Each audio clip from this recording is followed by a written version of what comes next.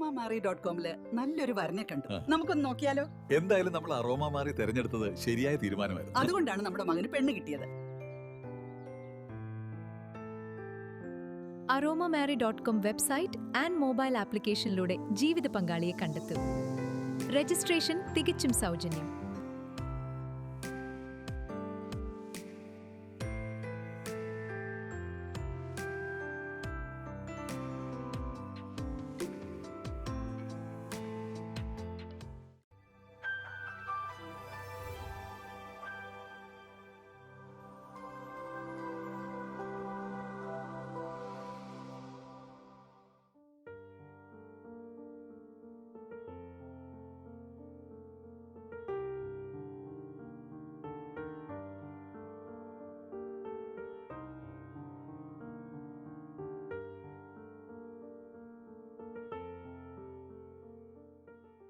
Aroma ടിവിയുടെ എല്ലാ മാന്യ ശ്രോതാക്കൾക്കും വേഗം വരുന്ന കർത്താവായ യേശു ക്രിസ്തുവിന്റെ തന്നെ തിരുനാമത്തിൽ വന്ദനത്തെയും സ്വാഗതത്തെയും അറിയിക്കുന്നു. അനുഗ്രഹീതവും മനോഹരവുമായ നല്ല നിമിഷങ്ങൾക്കായി, നല്ല ദിവസത്തിനായി ഞാൻ കർത്താവിന് സ്തോത്രം ചെയ്യുന്നു. ഇന്ന് നമ്മുടെ ക്ഷണം സ്വീകരിച്ച് നമ്മോടൊപ്പം ജോയിൻ ചെയ്തിരിക്കുന്ന കർത്താവിന്റെ വിലപ്പെട്ട ദാസൻ പ്രിയ മലയം ബാബുരാജ് അവറുകളാണ്. അദ്ദേഹത്തെ ഒരു വാക്കിൽ പരിചയപ്പെടുത്താൻ എനിക്ക് വളരെ സന്തോഷമുണ്ട്. മലയാളികളുടെ ഇടയിൽ മനോഹരമായ 350-ൽ പരം ഗാനങ്ങൾ എഴുതി പ്രസിദ്ധീകരിക്കുവാനും പാടുവാനും ദൈവം തിരഞ്ഞെടുത്ത ഒരു വ്യക്തിയാണ് കർത്താവിന്റെ ദാസൻ മലയം ബാബുരാജ്. അദ്ദേഹത്തിന്റെ പാട്ടുകൾ പല നിലകളില് ഇന്ന് ക്രൈസ്തവര് ദൈവമക്കള് ഏറ്റുപാടി കർത്താവിനെ ആരാധിക്കുകയും മഹത്വപ്പെടുത്തുകയും വേദികളില് അദ്ദേഹത്തിന്റെ പാട്ടുകൾ ആലപിക്കുകയും ചെയ്തുകൊണ്ടിരിക്കുന്നു. അദ്ദേഹത്തിന്റെ ഒരുപാട് അനുഭവങ്ങളും പാട്ടുകൾ എഴുതാനിടയായി തന്ന സാഹചര്യങ്ങളും അരോമ ടി വി പ്രേക്ഷകരോടൊപ്പം പങ്കുവയ്ക്കുന്നു. ആകയാൽ ശ്രദ്ധയോടെ സ്കിപ്പ് ചെയ്യാതെ അവസാനം വരെ ഈ വീഡിയോ കാണുകയും കേൾക്കുകയും ചെയ്യാം. നിങ്ങളുടെ പ്രിയപ്പെട്ടവർക്ക് സുഹൃത്തുക്കൾ കൂടി ഷെയർ ചെയ്ത് കൊടുക്കാൻ പ്രത്യേകം ഓർപ്പിക്കുന്നു. നിങ്ങൾക്കൊരു പ്രാർത്ഥനാ വിഷയമുണ്ട് ഞങ്ങളുമായി പങ്കുവയ്ക്കാൻ നിങ്ങൾ ആഗ്രഹിക്കുന്നുവെങ്കിൽ സ്ക്രീനിൽ കാണുന്ന വാട്സപ്പ് നമ്പറിൽ ഞങ്ങളെ അറിയിച്ചാൽ തീർച്ചയായിട്ടും ഞങ്ങൾ നിങ്ങൾക്ക് വേണ്ടി പ്രാർത്ഥിക്കുന്നു. എല്ലാ തിങ്കളാഴ്ചയും രാത്രി 8:30 മണി മുതൽ സാക്ഷ്യം പറഞ്ഞ പ്രിയപ്പെട്ടവരോടൊപ്പം പ്രാർത്ഥിക്കുവാൻ ഓൺലൈനിലൂടെ അവസരമുണ്ട്. നിങ്ങൾക്കും അതിൽ പങ്കാളികളാകാവുന്നതാണ്. നാം എല്ലാവരും ശ്രദ്ധയോടെ പ്രാർത്ഥനയോടെ ആയിരിക്കുമ്പോൾ കർത്താവിന്റെ വിലപ്പെട്ട ദാസൻ പ്രിയ മലയം ബാബുരാജ് അവരുകളെ തികഞ്ഞ സ്നേഹത്തോടും ആദരവോടും കൂടി അരോമ ടി വി പ്രേക്ഷകർക്ക് സമയം ചെലവഴിക്കുന്നതിന് ഞങ്ങൾ ക്ഷണിച്ചോളും. ദൈവനാമത്തിന് മാത്രം ഉണ്ടാകട്ടെ. അനുഗ്രഹിക്കപ്പെട്ട ഈ നല്ല സമയത്തിനായി ഞാൻ എൻ്റെ ദൈവത്തെ സ്തുതിക്കുന്നു, സ്തോത്രം ചെയ്യുന്നു. പ്രത്യേക ഇന്ന് ഈ അരോമ ടി വിയിൽ ഇങ്ങനെ ഒരു സന്ദേശം കൊടുക്കുവാൻ, എൻ്റെ അനുഭവം പറയുവാനായിട്ട് കിട്ടിയ നല്ല സന്ദർഭത്തിനായി ഞാൻ എൻ്റെ ദൈവത്തെ സ്തുതിക്കുന്നു, സ്തോത്രം ചെയ്യുന്നു. എൻ്റെ ജീവിതത്തിന്റെ ഓരോ അനുഭവങ്ങളിലും കൂടെ കയറി പറയുവാനായിട്ട് നൽകിയിരിക്കുന്ന ഈ സമയം അത്രയും ഞാൻ എന്നെ ദൈവം നടത്തിയ വിധങ്ങളെ ഓർക്കുന്നതിനും അത് കൂടുതലായി പറയുന്നതിനും മാക്സിമം ശ്രമിക്കാനായിട്ടാണ് ഞാൻ ഉദ്ദേശിക്കുന്നത്. ഞാൻ ജനിച്ചു വളർന്നത് തിരുവനന്തപുരത്ത് മലയം എന്ന സ്ഥലത്താണ്. എൻ്റെ മാതാവും പിതാവും എൻ്റെ സഹോദരനും അടങ്ങിയ 4 പേരായിരുന്നു ഞങ്ങളുടെ കുടുംബത്തിലുണ്ടായിരുന്നത്. വളരെ സാമ്പത്തിക മോശമുള്ള ഒരു കുടുംബമായിരുന്നു എൻ്റെത്.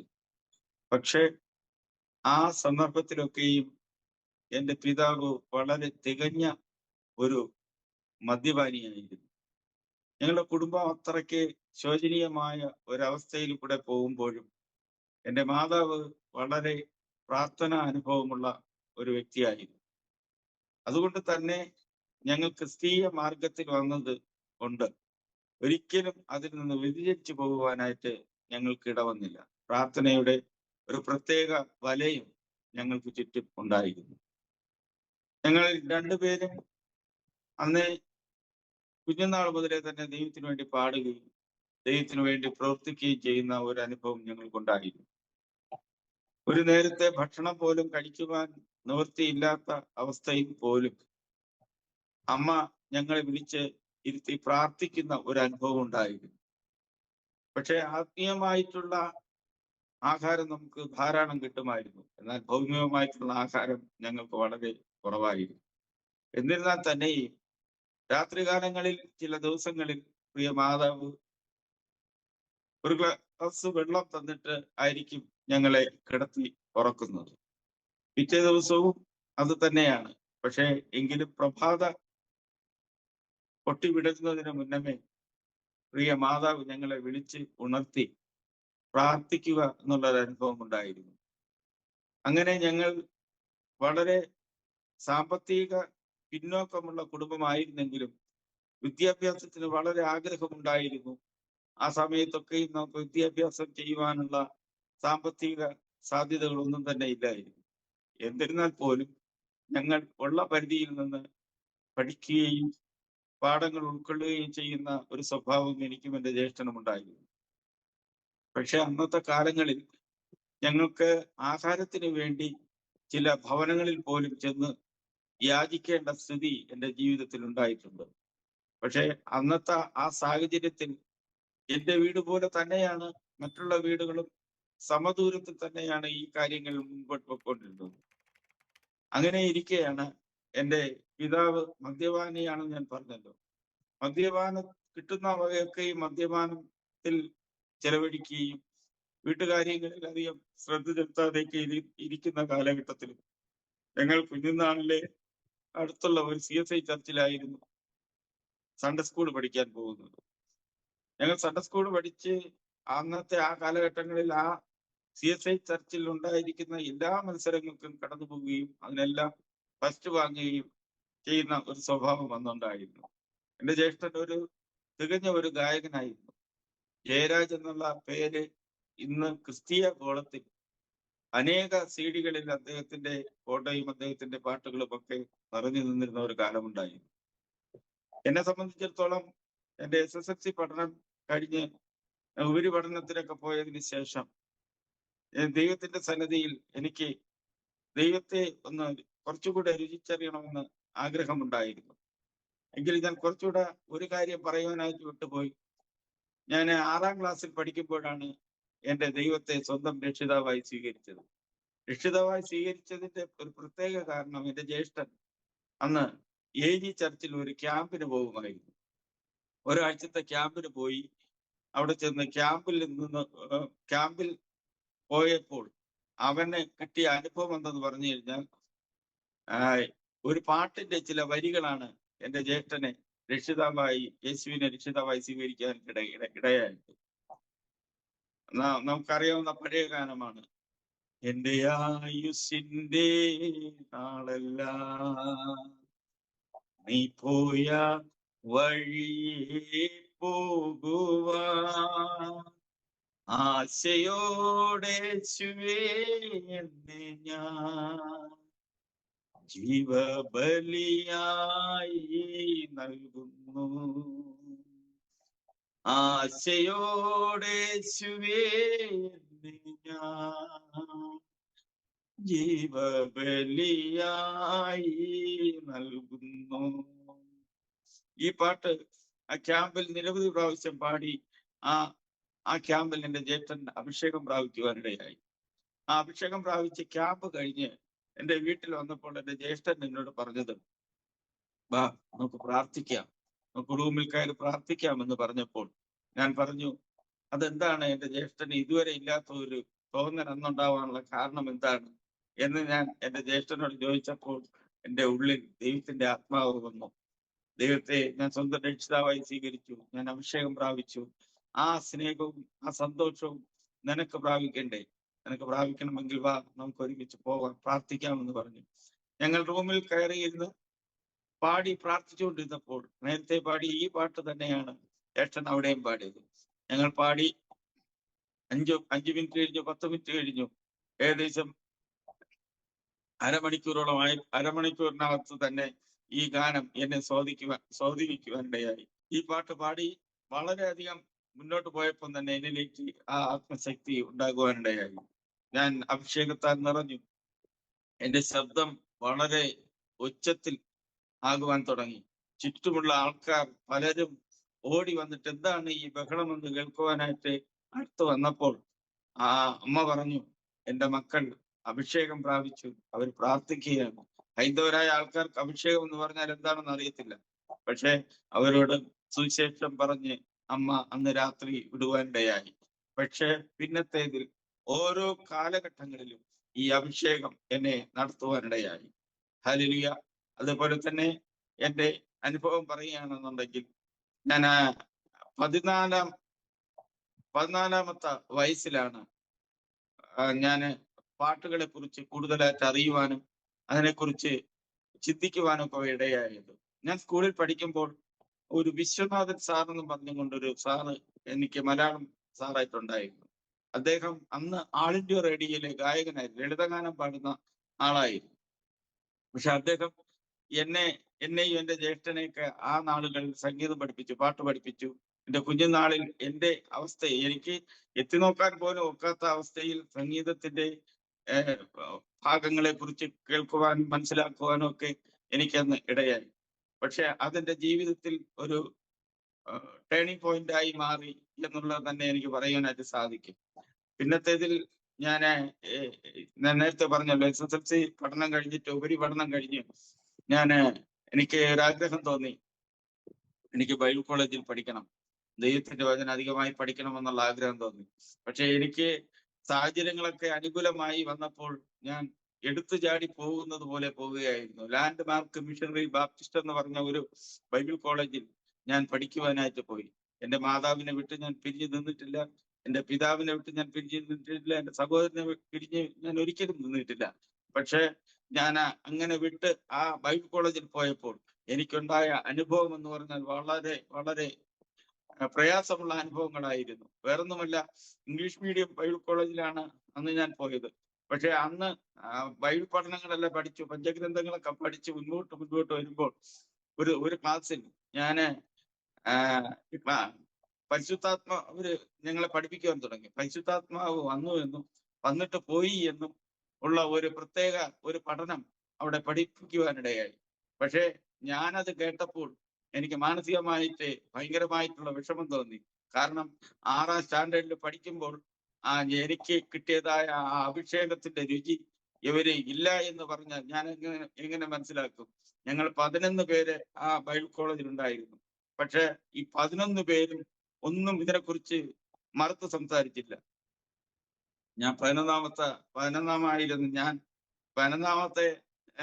ഒരു നമ്പറായിരുന്നു. ഞാൻ എണീറ്റ് നിന്നിട്ട് ഞാൻ ആ ദൈവദാസനോട് പറഞ്ഞു, ഒരു നല്ല പാണ്ഡിത്യമുള്ള ദൈവദാസനോട് ഞാൻ ഒരൊറ്റ ചോദ്യം ചോദിച്ചു, ദേവദാസനെ, ഈ അഭിഷേകം എന്നുള്ള ഒരു ദൈവം വച്ചിരിക്കുന്നതായ ഒരു കാര്യസ്ഥൻ നമ്മളിലില്ല എങ്കിൽ ഈ പാപമംഗലമായ ലോകത്ത് എങ്ങനെ ജീവിക്കാൻ കഴിയും എന്നുള്ള ഒരു ചോദ്യം അദ്ദേഹത്തോട് ചോദിച്ചപ്പോൾ അദ്ദേഹത്തിന് തിരിച്ച് ഒരു മറുപടിയും എന്നോട് പറയുവാനില്ലായിരുന്നു. പിന്നെ അദ്ദേഹം ആ ക്ലാസ് വേഗം മതിയാക്കി ആ ക്ലാസ് വിട്ടു പോകുവാനായിട്ടിടയായി. പക്ഷെ പിറ്റേ ദിവസം മുതൽ വെക്കേഷൻ ആയിരുന്നു. ഞാൻ പ്രഭാതത്തിൽ എല്ലാവരും അവരവരുടേതായ വസ്ത്രങ്ങളെല്ലാം അവരവരുടേതായ അലമാരയിൽ അടുക്കി വെക്കുന്ന ബദ്ധപ്പാടായിരുന്നു. അവര് അങ്ങനെ നിൽക്കുന്ന സമയത്ത് ഞാൻ ചെയ്ത പരിപാടി എന്ന് പറഞ്ഞു കഴിഞ്ഞാൽ അവര് അലമാരയിൽ വസ്ത്രങ്ങൾ അടുക്കുമ്പോൾ ഞാൻ എൻ്റെ വസ്ത്രങ്ങൾ എൻ്റെ ബാഗിൽ അടക്കുകയായിരുന്നു. അവിടുത്തെ സൂപ്പർവൈസർ എന്നിട്ട് എന്നോട് ചോദിച്ചു, എന്താ ബാഗിനകത്ത് ഈ വസ്ത്രങ്ങളൊക്കെ വയ്ക്കുന്നത് എന്തിനാണെന്ന് ചോദിച്ചപ്പോൾ പറഞ്ഞു, ഇനി വരുന്നില്ലേ ബാബുരാജ്, ഇനി വരുന്നില്ലേ എന്ന് ചോദിച്ചു. ഞാൻ പറഞ്ഞു, ഞാൻ വരുന്നില്ല സാർ, ഇനി ഞാൻ വരുന്നില്ല എന്ന് പറഞ്ഞു. എന്നിട്ട് എല്ലാവരും പോകാനായിട്ട് ഇറങ്ങി നിന്നപ്പോൾ ഞാൻ ഇപ്രകാരം പറഞ്ഞു, പരിശുദ്ധാത്മാവിനെ തള്ളിപ്പറയുന്നവർക്കെല്ലാം ഇവിടെ നിൽക്കാം, അല്ല പരിശുദ്ധാത്മാവിനെ തള്ളിപ്പറയാതെ വേണമെന്നുള്ളവർക്ക് എന്നോടുകൂടി വരാം എന്ന് ഞാൻ ഒരു വാക്ക് പറഞ്ഞപ്പോൾ എന്നോടുകൂടെ 10 പേരും എൻ്റെ കൂടെ ഇറങ്ങി, ഒരാൾ മാത്രം അവിടെ നിന്നു. ഇന്ന് ഈ 10 പേരും ദൈവത്തിന്റെ സന്നിധിയിൽ വളരെയധികം പ്രയോജനകരമായിട്ട് പല രാജ്യങ്ങളിൽ ദൈവനാമത്തിന് വേണ്ടി പ്രവർത്തിക്കുന്നു, ദൈവത്തിന് വേണ്ടി അത്യധികമായിട്ട് ദൈവത്തിന് വേണ്ടി വേല ചെയ്യുന്നു. ഇന്ന് എന്നെയും ഇത്തരത്തിൽ ദൈവമാക്കി തീർത്തത് ആ പരിശുദ്ധാത്മാവിനെ തള്ളിപ്പറയാത്തത് കൊണ്ട് തന്നെയാണ്. അതിൽ വേറൊരു കാര്യം എന്ന് പറയുന്നത്, ഞാൻ ആ ബൈബിൾ കോളേജിൽ പഠിക്കുന്ന സമയത്ത് എല്ലാവരും മിനിസ്ട്രിക്ക് വേണ്ടി പുറത്തു പോയി. ഞാനന്ന് വളരെയധികം പനി ബാധിച്ച് ഞാൻ ആ ബൈബിൾ കോളേജിൽ കിടക്കുകയാണ്. ഒരു ഗ്ലാസ് വെള്ളം പോലും തരുവാൻ ആരുമില്ലാതെ ഞാൻ ആ അവസ്ഥയിലായിരിക്കുമ്പോൾ എൻ്റെ മാതാവിനെ ഞാൻ ഓർത്തു, എൻ്റെ പിതാവിനെ ഓർത്തു, എൻ്റെ സഹോദരങ്ങളെ ഓർത്തു.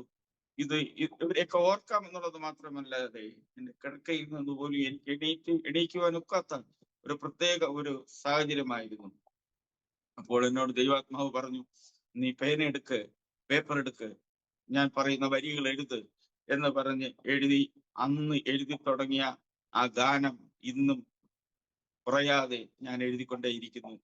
ദൈവകൃപയാൽ 350 പരം ഗാനങ്ങൾ ദൈവനാമത്തിന് വേണ്ടി എഴുതുവാനും, പ്രസിദ്ധമായ ഗാനങ്ങൾ പാസ്റ്റർ കേട്ടിട്ടുണ്ടായിരിക്കും. ഞാൻ നിന്നെ കൈവിടുമോ, എണ്ണമില്ലാതുള്ള നന്മകൾ തന്നില്ലേ, കുഞ്ഞാടെ നീ അറുക്കപ്പെട്ടു, നീയൻ പാറ, പങ്കമകന്ന പരമപിതാവിനും പറഞ്ഞുകൊണ്ട് ഒരു ക്ലാസിക്കൽ സോങ്, അങ്ങനെ നിരവധി ഗാനങ്ങൾ ഇന്ന് ഗാന കൈരളിക്ക് കൊടുക്കുവാനും 8ഓളം അവാർഡ് എനിക്ക് ഇതിൽ കൂടെ വാങ്ങുവാനും ദൈവം സഹായിച്ചു.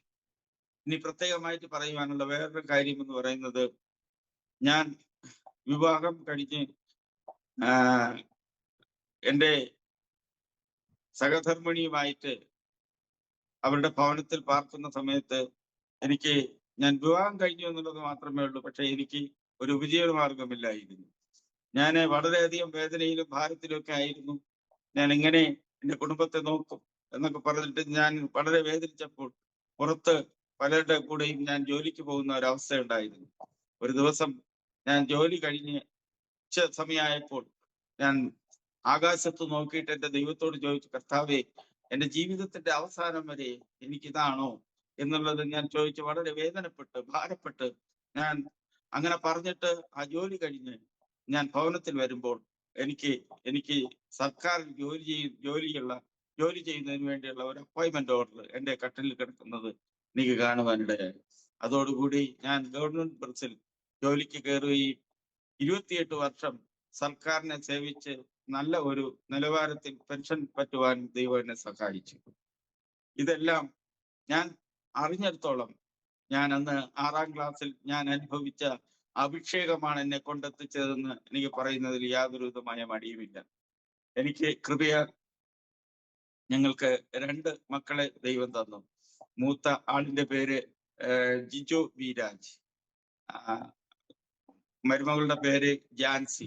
അവർ ഇന്ന് കർത്തൃവേലയിലായിരിക്കുന്നു. ബീഹാറിൽ ചാട്ടി എന്ന സ്ഥലത്ത് അവർ ദൈവവേലയിലായിരിക്കുന്നു. ഇന്ന് അവർക്ക് അവിടെ ഒരു സഭയും 350 പരം വിശ്വാസികളുമുണ്ട്. വളരെയധികം പ്രയാസങ്ങളും പ്രതിസന്ധികളും ഒക്കെ അവർക്ക് വന്നിട്ടും ഈ അഭിഷേകം അവരെയും നടത്തുന്നു. അനേകം പേരെ ദൈവത്തിലേക്ക് ആദായപ്പെടുത്തിക്കൊണ്ടിരിക്കുന്നു. കഴിഞ്ഞ ആഴ്ചയും 8ഓളം പേർ എൻ്റെ മകന്റെ കൈക്കീഴിൽ സ്നാനപ്പെടുവാനിടയായി. ആ കുടുംബം അങ്ങനെ അനുഗ്രഹിക്കപ്പെട്ട നിലയിൽ പോകുന്നു. രണ്ടാമത്തെ മകൻ ജിജിൻ ബി രാജ്. അവൻ സൗണ്ട് എഞ്ചിനീയറാണ്. ഇപ്പോൾ നേരത്തെ 24 ചാനലിലായിരുന്നു എറണാകുളത്ത്. ഇപ്പോൾ ന്യൂസ് മലയാളം എന്ന ചാനൽ സൗണ്ട് എഞ്ചിനീയർ ജോലി ചെയ്യുന്നു. മരുമകളുടെ പേര് ജിജി എന്നാണ്. ഇളയ കൊച്ചുണ്ട് ഹാൻസൽ, 3 വയസ്സാകാൻ പോകുന്നു. അവരുടെ കുടുംബവും വളരെ അനുഗ്രഹിക്കപ്പെട്ട നിലയിൽ മുൻപോട്ട് പോയിക്കൊണ്ടിരിക്കുന്നു. എൻ്റെ സുവിശേഷീകരണത്തിന്റെ ഭാഗമായി നോക്കുകയാണെങ്കിൽ ഇന്ന് അനേക ഇടങ്ങളിൽ, അനേക സ്റ്റേജുകളിൽ ദൈവത്തിന് വേണ്ടി പാടുവാനും ദൈവത്തിന് വേണ്ടി ദൈവത്തിന്റെ വചനങ്ങൾ അല്പമൊക്കെ സംസാരിക്കുവാനും ഒക്കെ ദൈവം ഇപ്പോഴും ഭാഗ്യം തന്നുകൊണ്ടിരിക്കുന്നു. മലയം ബാബുരാജ് എന്നുള്ള പേര് എനിക്ക് ഉണ്ടാക്കിയെടുത്തത് പാട്ട് കേൾക്കുന്ന ആൾക്കാരാണ്, ജനങ്ങളാണ്. എൻ്റെ പേര് ബാബുരാജ് എന്നാണ്. പക്ഷെ ആ ഖ്യാതി വരെ കൊണ്ടെത്തിക്കുവാൻ ദൈവം സഹായിച്ചത് എനിക്ക് ദൈവം തന്ന അഭിഷേകമാണ്. ഈ അഭിഷേകത്തിൽ നിന്നുകൊണ്ട് ഇന്നയോളം ദൈവത്തിനു വേണ്ടി പ്രവർത്തിക്കുവാനായിട്ട് ഇടയായി. ഞാൻ ഉൾപ്പെട്ടു നിൽക്കുന്ന സഭ എന്ന് പറയുന്നത് തിരുവനന്തപുരത്ത് ചൂഴാറ്റുകോട്ട എന്ന സ്ഥലം, അവിടെ ചർച്ചപ്പോട് എന്ന ചർച്ചിലാണ് ഞാനും കുടുംബവും ആരാധനയ്ക്ക് പോകുന്നത്. അവിടെ നേരത്തെ ഈ ആരോമ ചാനലിൽ ഇന്റർവ്യൂ ചെയ്തതായ ഒരു അനുഭവ സാക്ഷ്യം പറഞ്ഞതായ രാജേഷ് പാസ്റ്ററുടെ ചർച്ചിലാണ്. ആ ചർച്ചിലെ സെക്രട്ടറിയും കൂടെ ആയിട്ട് ഞാൻ അവിടെ സേവനം അനുഷ്ഠിക്കുന്നു. ഞാൻ ഇത്രയും പറഞ്ഞതിന്റെ കാരണം എന്ന് പറഞ്ഞു കഴിഞ്ഞാൽ, ഇപ്പോൾ നമുക്ക് സ്പിരിച്വൽ ടീം എന്ന് പറഞ്ഞുകൊണ്ട് ഒരു ടീം ഞങ്ങൾക്കുണ്ട്. അത് വടക്കേ ഇന്ത്യയുടെ പല പ്രദേശങ്ങളിലും ദൈവത്തിന് വേണ്ടി പ്രവർത്തിക്കുന്ന ഒരു ടീമാണ്. പഞ്ചാബ്, ഛത്തീസ്ഗഡിനുള്ള സ്ഥലങ്ങളിലെല്ലാം ഞങ്ങൾ ദൈവനാമത്തിന് വേണ്ടി പോകാനായിട്ട് ആഗ്രഹിക്കുന്നു. ഞങ്ങൾ ഈ നാളുകളിൽ ദൈവത്തിന് വേണ്ടി കഴിഞ്ഞ ഒരാഴ്ച മുഴുക്കയും ഇടതടവില്ലാതെ പലയിടങ്ങളിലും ദൈവത്തിന്റെ നാമത്തിന് വേണ്ടി പ്രവർത്തിക്കുവാനായിട്ട് ദൈവം സഹായിച്ചു. എൻ്റെ ജീവിതത്തിന്റെ ഒരു വേദനയേറിയ ഒരു അനുഭവം ഞാൻ പറയുവാനായിട്ട് ആഗ്രഹിക്കുന്നു. ഒരിക്കൽ ഞാൻ ആഹാരത്തിന് വേണ്ടി, നേരത്തെ പറഞ്ഞതുപോലെ ആഹാരത്തിന് വേണ്ടി പലരുടെ മുമ്പിലും കൈനീട്ടുന്ന അനുഭവം ബാല്യം മുതലുണ്ടായിരുന്നു. പക്ഷെ എന്റെ വസ്ത്രം നോക്കുമ്പോൾ, എന്റെ ശാരീരിക പ്രകൃതി നോക്കുമ്പോൾ വേറും മോശമായിട്ടുള്ള, കണ്ടാൽ അറയ്ക്കുന്ന ഒരു മുഖമുള്ള ഒരു വ്യക്തി, ഇവനെ ആര് കല്യാണത്തിന് കൊണ്ടുപോകും എന്നുള്ള ആ ഒരു രീതി മാറ്റി നിർത്തി പലരും കുഞ്ഞുനാളിൽ, അന്നത്തെ ദാരിദ്ര്യപ്പെട്ട കാലത്ത് പലരും പോകുമ്പോൾ അവരാരും കൊണ്ടുപോകാതെ ഞാൻ ദൂരെ മാറി നിന്നിട്ട് അവർ യാത്ര ചെയ്തു പോകുമ്പോൾ അവർ പോകുന്ന ആ വഴി കണ്ടുവച്ച് ഞാൻ പുറകെ പോയി കല്യാണത്തിന് പോയി ഇരിക്കുമായിരുന്നു. ആഹാരം കഴിക്കുവാനായിട്ട് അന്ന് ഇരിക്കുമ്പോൾ, അന്ന് തലമുടിയൊന്നും ഇത് വെട്ടി കുറയ്ക്കുവാനായിട്ടുള്ള പൈസയൊന്നുമില്ല, അതുകൊണ്ട് ഒത്തിരി തലമുടിയൊക്കെ ഉണ്ടായിരുന്നു. അങ്ങനെ ആയിരിക്കുമ്പോൾ ഒരു കടലിൽ കയറിയിരുന്നു, ആഹാരം കഴിച്ചു. ആഹാരം കഴിച്ചതിന് ശേഷം ഒരാള് കണ്ടിട്ട് പറഞ്ഞു, നീ രണ്ടാമതും വന്ന് കയറിയിരുന്നു എന്ന് പറഞ്ഞു തലമുടിക്ക് പിടിച്ച് എന്നെ ആ കല്യാണ പന്തലിൽ നിന്നും ഇറക്കി വിടുന്ന ഒരു അനുഭവം ഉണ്ടായി. പക്ഷേ ഈ 2 വർഷത്തിനിപ്പുറമായിട്ട് ആ കാര്യങ്ങളൊക്കെ ചിന്തിച്ചുകൊണ്ടിരുന്നപ്പോൾ ദൈവാത്മാവ് എന്നോട് പറഞ്ഞു, നീ പേനെടുക്ക്, പേപ്പർ എടുക്ക്, നിനക്ക് ആശ്വാസത്തിനുള്ള വരികൾ ഞാൻ തരാം എന്ന് പറഞ്ഞ് എഴുതുവാനിടയായി. കുഞ്ഞാട്ടിൻ കല്യാണം എടുത്തു എന്നുള്ള പാട്ട്. കുഞ്ഞാട്ടിൻ കല്യാണം അടുത്തു, കാന്തയായി വേഗം നാം ചേരും, അത്യുച്ചത്തിൽ നാം പാടും, കുഞ്ഞാടേ നിയോഗ്യൻ, അത്യുച്ചത്തിൽ നാം പാടും, കുഞ്ഞാടേ നിയോഗ്യൻ, എല്ലാ നാവും ഒന്നായി പാടും, എല്ലാ മുട്ടും ഒന്നായി മടങ്ങും, എല്ലാ നാവും ഒന്നായി പാടും, എല്ലാ മുട്ടും ഒന്നായി മടങ്ങും, സർവജാതി ജനം പാടും, കുഞ്ഞാടേ നിയോഗ്യൻ, സർവജാതി ജനം പാടും, കുഞ്ഞാടേ നിയോഗ്യൻ. ഈ ഗാനം എല്ലാം പാടിയില്ല. ഈ ഗാനം തന്നതിന് ശേഷം എന്നോട് ദൈവാത്മാവ് പറഞ്ഞു, ഈ ലോകത്തിലെ കല്യാണപ്പന്തലിൽ നിന്ന് നിന്നെ ഇറക്കി വിട്ടു, പക്ഷേ ഒരു കല്യാണപ്പന്തൽ നമുക്ക് വേണ്ടി ഒരുങ്ങുന്നുണ്ട്.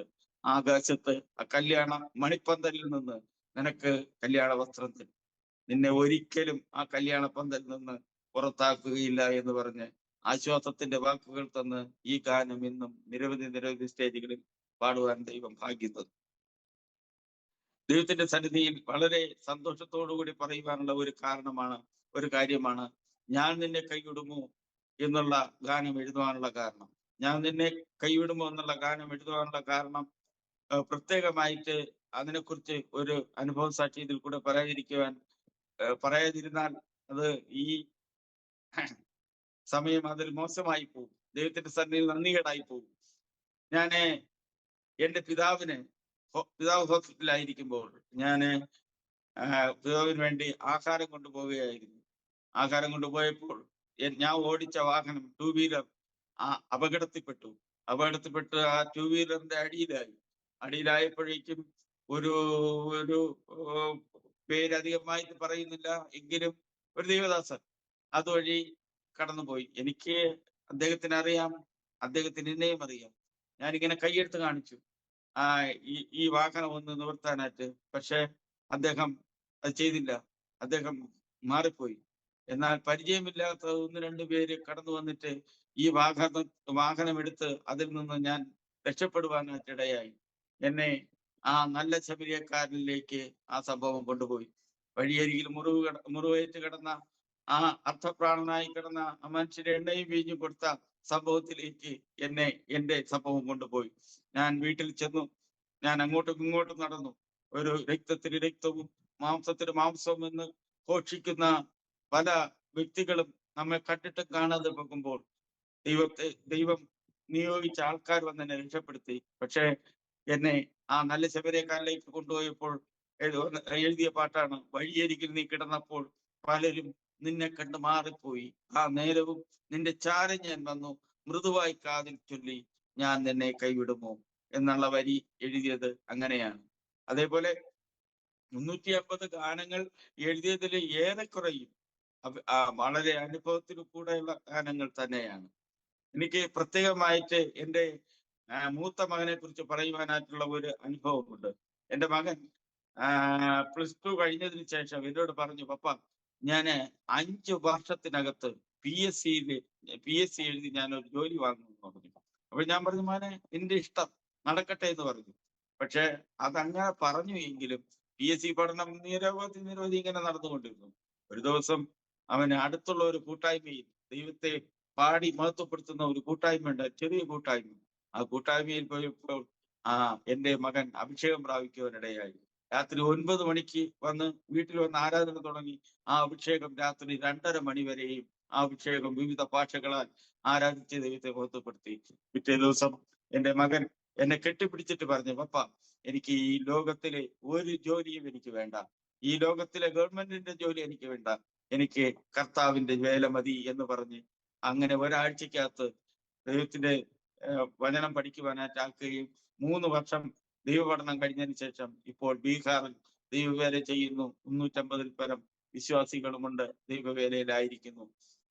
എൻ്റെ ഈ ടെസ്റ്റ് മണി കേൾക്കുന്ന ഓരോ വ്യക്തികളും ഈ പൈതലിനെ ഓർത്ത് പ്രാർത്ഥിക്കണമേ. കഴിഞ്ഞ 2-3 ആഴ്ചത്തേക്ക് മുമ്പും സംഘപരിവാർ എന്ന് പറഞ്ഞ ഒരു സംഘം അവരുടെ ക്യാമ്പസിന് വളയുവാനായിട്ടിടയ, പക്ഷെ അതിനു മുമ്പായിട്ട് അവരറിഞ്ഞു ഇന്നതുപോലെ വരുമെന്നൊക്കെ. പക്ഷെ അവരുടെ യാതൊരു വിധത്തിലുള്ള നാശനഷ്ടവും ഉണ്ടാക്കാതെ അവർ അവിടുന്ന് മാറുവാനായിട്ടിടയായി. ഇന്നും അവർ നിലകൊണ്ട് പ്രവർത്തിച്ചു കൊണ്ടിരിക്കുന്നു. എന്നെ സംബന്ധിച്ചിടത്തോളം ഞാൻ ശാരീരികമായിട്ട് അല്പമായിട്ടുള്ള ബുദ്ധിമുട്ട് എനിക്കുള്ളതാണ്. പക്ഷെ ഞാൻ ഹോസ്പിറ്റലില് അഭയം പ്രാപിച്ച സമയത്തൊക്കെയും ഞാൻ പലപ്പോഴും ചിന്തിച്ചിട്ടുണ്ടായിരുന്നു, ഇനി ഞാൻ എഴുന്നേൽക്കുകയില്ല എന്ന് സങ്കീർത്തനക്കാരൻ പറയുന്നത് പോലെ ഞാനും പറഞ്ഞിട്ടുണ്ട്. ഇനി എനിക്കൊരു എഴുന്നേറ്റമില്ല എന്ന് ഞാൻ പറഞ്ഞു. പക്ഷെ ഞാൻ അവിടെ ആ ഹോസ്പിറ്റലിൽ കിടന്നിട്ട് ഞാൻ എൻ്റെ ദൈവത്തോട് പറഞ്ഞ ഒരു കാര്യമുണ്ട്, കർത്താവേ, നീ എന്നെ എഴുന്നേൽപ്പിക്കുകയാണെങ്കിൽ ഞാൻ നിനക്ക് വേണ്ടി നിൽക്കും എന്ന ആ ഉറച്ച വിശ്വാസത്തിലും പ്രാർത്ഥനയിലും ഒക്കെ ആയിരുന്നു. നിരവധി പ്രാവശ്യം ഞാൻ ഹോസ്പിറ്റലിൽ അഭയം പ്രാപിക്കേണ്ടി വന്നു. പക്ഷെ അതിൽ നിന്നെല്ലാം ദൈവം വിടുതൽ തന്ന് ഞാൻ ഇപ്പോൾ ഇവിടെ വന്നപ്പോൾ, എൻ്റെ ഭവനത്തിൽ വന്നപ്പോൾ, അനേകം ടീമുകാരുമായിട്ട് എനിക്ക് ദൈവത്തെ ആരാധിപ്പാനും ദൈവത്തെ ഘോഷിക്കുവാനുമായിട്ടുള്ള ഭാഗ്യം എനിക്ക് ദൈവം നൽകി. അത് എൻ്റെ ഏറ്റവും വലിയ ഭാഗ്യമായിട്ട് ഞാൻ കരുതുന്നു. അതേപോലെ തന്നെ എൻ്റെ സഹധർമ്മിണി ശോഭന എന്നാണ് അവളുടെ പേര്. നമുക്ക് ദൈവത്തിന്റെ സന്നിധിയിൽ ഒരുമിച്ച് പ്രാർത്ഥിക്കുവാനും ദൈവനാമത്തിന് വേണ്ടി ചെയ്യുന്ന ഓരോ കാര്യങ്ങൾക്ക് വേണ്ടി നല്ല ഒരു താങ്ങായി നിൽക്കുന്ന ഒരു ഭാര്യയെ എനിക്ക് ദൈവം തന്നു. അതോർത്ത് ഞാൻ എൻ്റെ ദൈവത്തെ സ്തുതിക്കുന്നു. അതേപോലെ തന്നെ ഭാര്യ മാതാവ് അനേക സമയം ദൈവത്തിന് വേണ്ടി കണ്ണീരൊഴുക്കി പ്രാർത്ഥിക്കുന്ന ഒരു മാതാവാണ്. എല്ലാ വിധത്തിലും നോക്കുകയാണെങ്കിലും എൻ്റെ കുടുംബം വളരെ അനുഗ്രഹിക്കപ്പെട്ട കുടുംബമായിട്ട് മുൻപോട്ട് പോകുന്നു. ഞാൻ ഈ ടെസ്റ്റ് മണി കേൾക്കുന്ന എൻ്റെ ദൈവമക്കളോട് എനിക്ക് പറയുവാനായിട്ടുള്ള ഒരു കാര്യം, നിങ്ങളുടെ ജീവിതത്തിൽ നിങ്ങൾ സമ്പാദിച്ചില്ല എങ്കിലും, നിങ്ങളുടെ ജീവിതത്തിൽ നിങ്ങൾക്ക് മറ്റ് ഏത് ബുദ്ധിമുട്ടുണ്ടായിരുന്നാലും, നിങ്ങൾ അഭിഷേകം പ്രാപിച്ചില്ല എങ്കിൽ എത്രയും വേഗം അഭിഷേകം പ്രാപിക്കണം. അഭിഷേകം പ്രാപിച്ചാൽ ഈ ലോകത്ത് ഏത് മർക്കടമുഷ്ടിയുള്ള പ്രശ്നങ്ങളിലും നമുക്ക് അതിജീവിച്ച് മുന്നോട്ട് പോകാം. എൻ്റെ അനുഭവത്തിൽ നിന്നാണ് ഞാൻ പറയുന്നത്.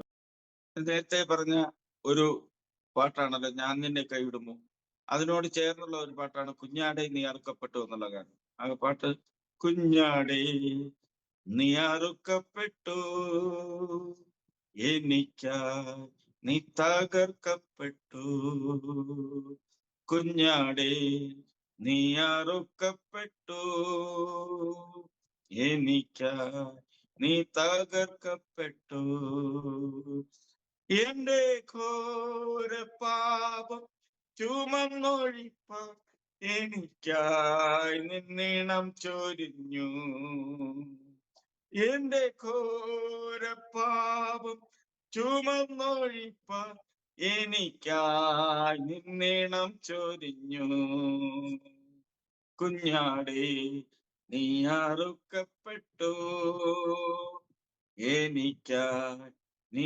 തകർക്കപ്പെട്ടു. ആരാലീ സ്നേഹം വർണ്ണിച്ചിടാം, എന്റെ നാവിനതായിടുമോ. ആരാലീ സ്നേഹം വർണ്ണിച്ചിടാം, എന്റെ നാവിനതായിടുമോ. ഇല്ല, ഈ സ്നേഹം വർണ്ണിച്ചിടാം, ഭൂവിലാർക്കുമേ സാധ്യമല്ല. ഇല്ല, ഈ സ്നേഹം വർണ്ണിച്ചിടാൻ, ഭൂവിലാർക്കുമേ സാധ്യമല്ല. ഈ ഗാനം പാടിയിരിക്കുന്നത് കെസ്റ്ററാണ്. ഈ ഗാനം എഴുതാനുള്ള സാഹചര്യം വളരെ വിചിത്രമായ ഒരു കാര്യമാണ്. അപ്പൊ ഞാൻ ഇങ്ങനെ ഒരു ദിവസം നോക്കിയപ്പോൾ ഒരുപറ്റ ആടുകളെയും കൊണ്ട് ഒരാൾ ഇങ്ങനെ നടന്നു പോകുന്നു. അതിൽ വ്യത്യസ്തമായിട്ട് ഞാൻ കണ്ടത് ഒരു ആട്ടിൻകുട്ടിയെ, നല്ല പുഷ്ടിയുള്ള നല്ല ഭംഗിയുള്ള ഒരാട്ടിൻകുട്ടി.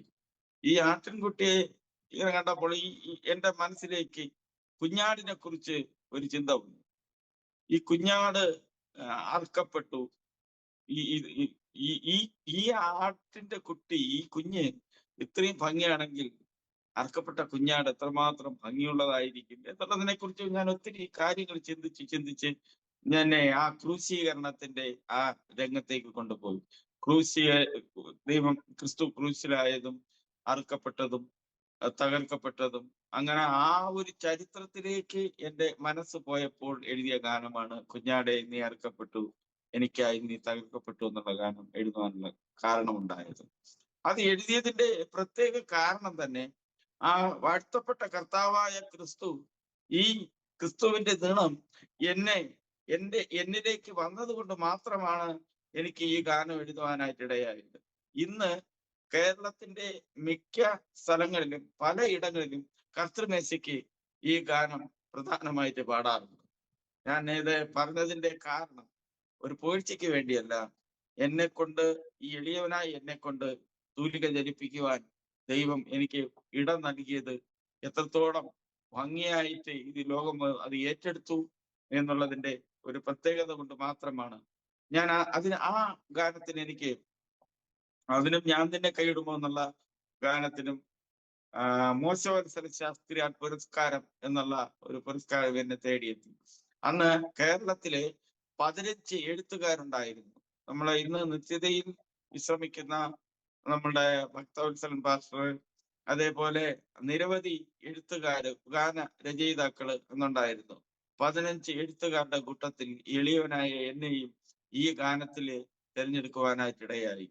ഞാൻ പറഞ്ഞത് എന്റെ ഒരു പ്രത്യേകത എന്ന് പറയുന്നത്, ഞാൻ ഈ ഗാനം എഴുതിയപ്പോൾ എനിക്ക് അവാർഡ് കിട്ടണമെന്നും അല്ലെന്നുണ്ടെങ്കിൽ വേറെ ഏതെങ്കിലും തരത്തിലേക്ക് പോകണമെന്നുള്ള ആഗ്രഹത്തിലല്ല ഞാൻ എഴുതിയത്.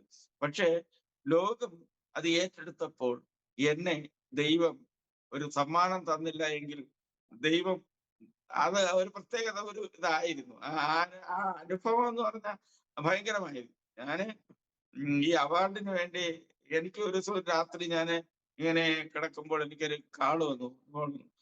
ബ്രദർ മലയം ബാബുരാജ് അല്ലേ? അതെ, മലയം ബാബുരാജാണ്. ആരാണ്? ഇതേ മോശവത്സര ശാസ്ത്രീയ പുരസ്കാരത്തിന്റെ കമ്മിറ്റിയിൽ നിന്ന് ഒരാൾ വിളിക്കുകയാണ്. നിങ്ങൾ എഴുതിയ ഗാനമാണോ ഞാൻ നിന്നെ കൈവിടുമ്പോ എന്നുള്ള പാട്ടും കുഞ്ഞാടെ നീ അറുക്കപ്പെട്ടു എന്നുള്ള പാട്ടൊക്കെ? ഞാൻ പറഞ്ഞു അതെ. അതിന്റെ അനുഭവമൊക്കെ ഒന്ന് പറയാമോ? ഞാൻ പറഞ്ഞു ഞാനാണ് അത് എഴുതിയത് എന്നൊക്കെ പറഞ്ഞപ്പോൾ എന്നോട് പറഞ്ഞു 2015 ഡിസംബർ 18 തോന്നുന്നു എന്റെ ആ ഡേറ്റിന് പറഞ്ഞു ഇന്നതുപോലെ നിങ്ങൾക്ക് ഒരു അവാർഡ് ഞങ്ങൾ തരാനായിട്ട് തീരുമാനിച്ചു. നിങ്ങൾ മാത്രമല്ല, നിങ്ങളെപ്പോലെ എഴുത്തുകാരായ 15 പേരുണ്ടെന്ന് പറഞ്ഞു. അപ്പോൾ ഞാൻ ചോദിച്ചു 15 പേര്, ഇപ്പൊ 15 പേരിൽ ഒരാൾ ഞാൻ, ബാക്കി 14 പേര് ആരാണെന്ന് ചോദിച്ചപ്പോൾ ഈ ഭക്തവത്സരം പാസ്റ്റർ, ഇതേപോലത്തെ കുറെ നിരവധി മലയാളത്തിന്റെ ഇതിഹാസമായ ഗാനരചയിതാക്കളായ ആൾക്കാരെ കുറിച്ച് കേട്ടപ്പോൾ ഞാൻ അന്തം വിട്ടുപോയി. അത്രത്തോളം പോവാനായിട്ട് ഞാൻ എന്താണ് എന്നുള്ളത് ചിന്തിച്ചപ്പോഴാണ് എനിക്ക് മനസ്സിലായത്, ഞാൻ 6ാം ക്ലാസ്സിൽ പഠിച്ചപ്പോൾ എനിക്ക് ദൈവം തന്ന അഭിഷേകമാണ് എന്നെ ഈ നിലയിൽ എത്തിച്ചതെന്ന് എനിക്ക് പറയുവാനായിട്ട് സാധിക്കും. അതുപോലെ തന്നെ നീയൻ പാറ നീയൻ പാറ എന്ന് പറഞ്ഞുകൊണ്ടൊരു പാട്ട് ഞാൻ എഴുതുവാനിടയായി. ഇതെല്ലാം അനുഭവത്തിൽ നിന്ന് എഴുതിയത്. നീയൻ പാറ നീയൻ പാറ ഞാൻ ചാരുന്നു ഞാൻ ചാരുന്നു നീ മാത്രമെന്നാശ്രയം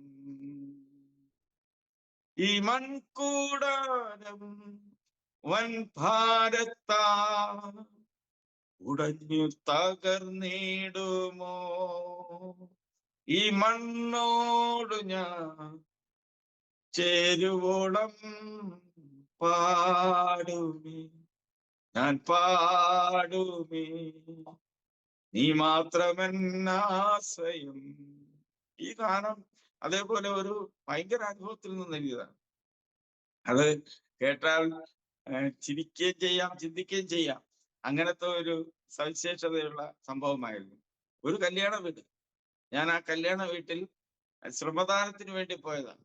ശ്രമദാനത്തിന് വേണ്ടി പോയി അവരോടൊപ്പം ഒക്കെ സഹകരിച്ച് അങ്ങനെ നിന്നപ്പോൾ അവിടെ ഒരു സംസാരം, ഭയങ്കരമായിട്ടുള്ള ബഹളം, അങ്ങോട്ടും ഇങ്ങോട്ടും വാക്പോര്, പ്രശ്നം, തള്ളു, ഉന്ത് എല്ലാം നടക്കുന്നു.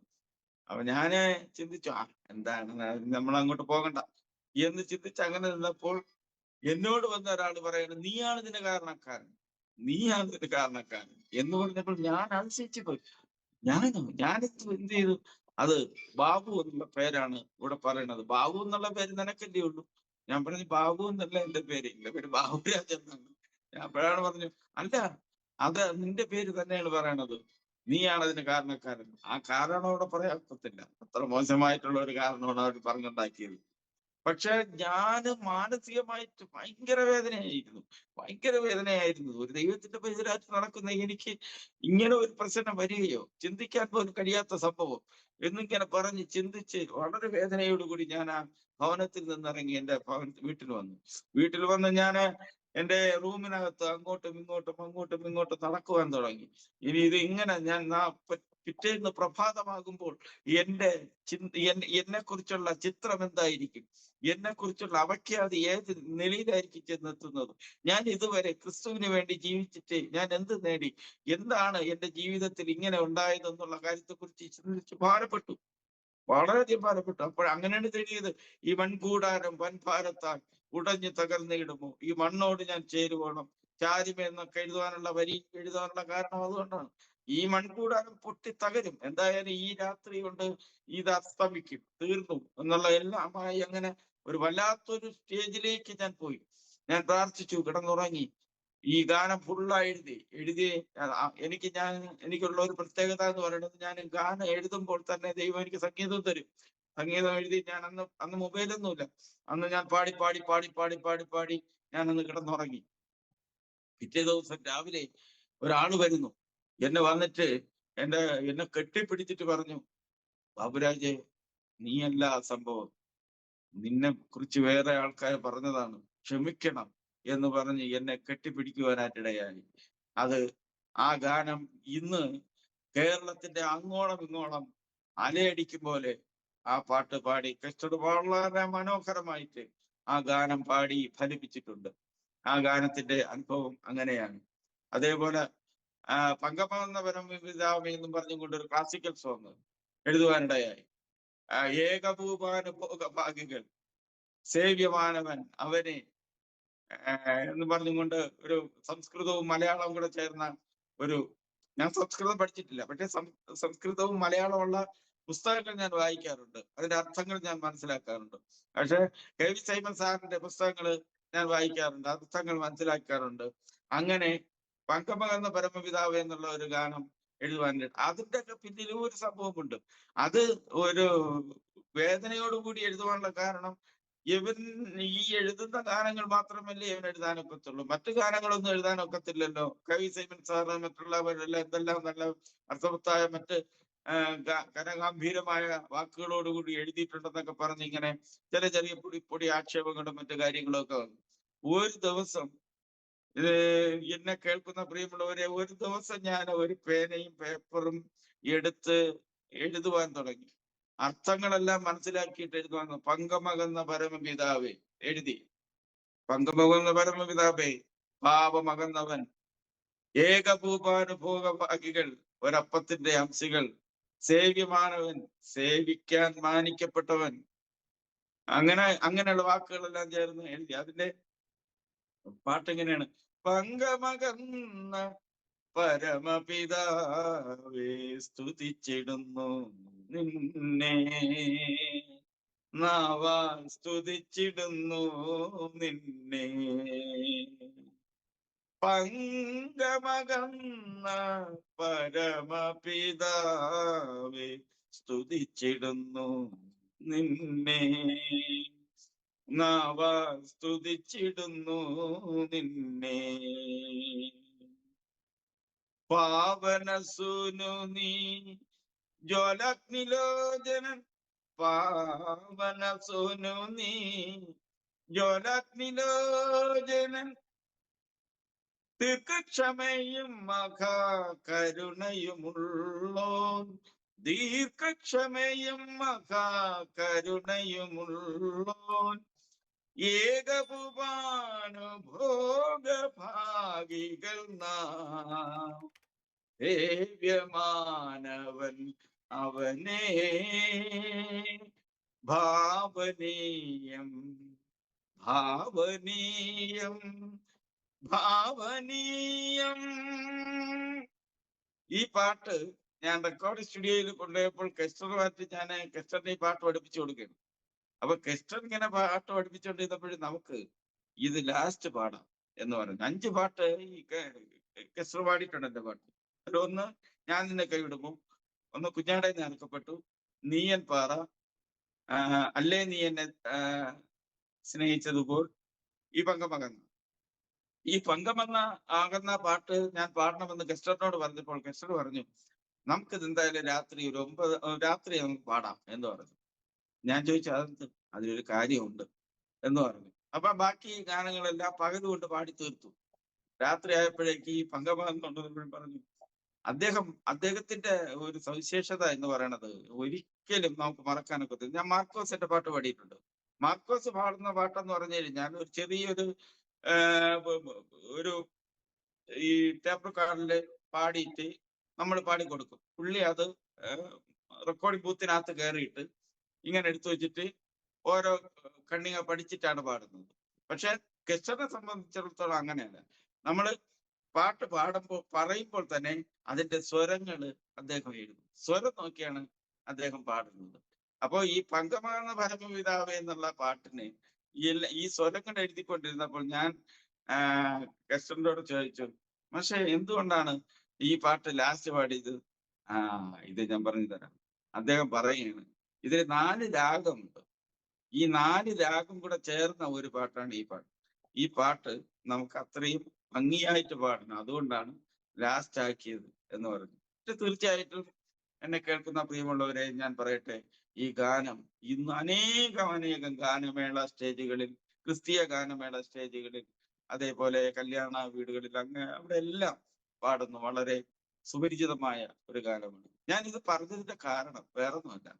ഞാൻ പറഞ്ഞത് ഒരു വ്യക്തി അധിക്ഷേപിച്ചപ്പോൾ ഉണ്ടായ ഒരു വേദനയാണ്. നിനക്ക് പാട്ട് എങ്ങനെ എഴുതാൻ കഴിയുമോ എന്നുള്ളത് ചോദിച്ചപ്പോൾ അപ്പോൾ ഞാൻ കർത്താവിനോട് പറഞ്ഞു, കർത്താവേ, ഞാൻ ഇത്രമാത്രം ഗാനങ്ങൾ എഴുതി, എനിക്ക് ഇങ്ങനെയുള്ള ഗാനം എഴുതാൻ ഒക്കത്തില്ലേ? തീർച്ചയായിട്ടും. പിന്നെ കിട്ടിയതെല്ലാം ഇതേപോലത്തെ ക്ലാസിക്കൽ സോങ്ങുകളായിരുന്നു. ചെറുപറ ക്രിസ്തീയ ക്ലാസിക്കൽ സോങ്ങുകൾ എഴുതുവാനായിട്ട് ഇടയായി. ഒരു ഗാനം എഴുതിയതിന്റെ അത് അനുഭവം തന്നെയാണ്. ഞാൻ ഉപജീവനാർഗത്തിനോട്ട് ഇങ്ങനെ പോകുമ്പോൾ ഒരു ഭയങ്കരമായിട്ടുള്ള ഒരു അപകടം എനിക്ക് എന്റെ മുന്നിൽ വന്നു. ഒരു തമിഴന്റെ വണ്ടി വന്നിട്ട് എന്നെ ഇടിച്ച് തെറിപ്പിക്കേണ്ട ഒരു സാഹചര്യം. നല്ല ടേണിങ്ങിൽ വെച്ചായിരുന്നു.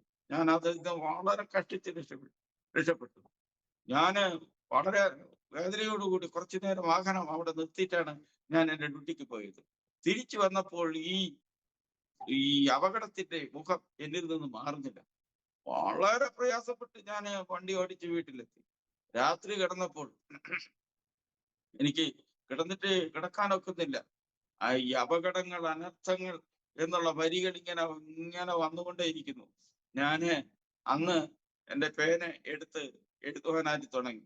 ദൈവത്തിന് വേണ്ടി അന്നും ഒരു ക്ലാസിക്കൽ സോങ് എഴുതുവാനായിട്ടുണ്ട്.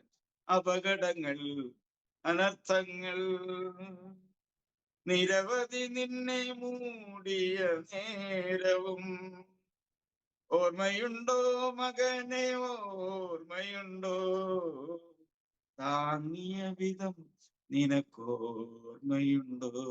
പിന്നെ കുറെ സ്വരങ്ങളും കാര്യങ്ങളൊക്കെയാണ് അതിൽ വന്നിരിക്കുന്നത്. ഞാൻ പറഞ്ഞത് എല്ലാ ഗാനങ്ങളും ദൈവം എനിക്ക് തന്നിരിക്കുന്നത് അനുഭവത്തിന്റെ വെളിച്ചത്തിലാണ്. എനിക്ക് ആരോമ ചാനലിൽ ഇങ്ങനെ ഒരു അവസരം കിട്ടിയത് ഞാൻ വളരെ സന്തോഷമായിട്ട് ഓർക്കുന്നു.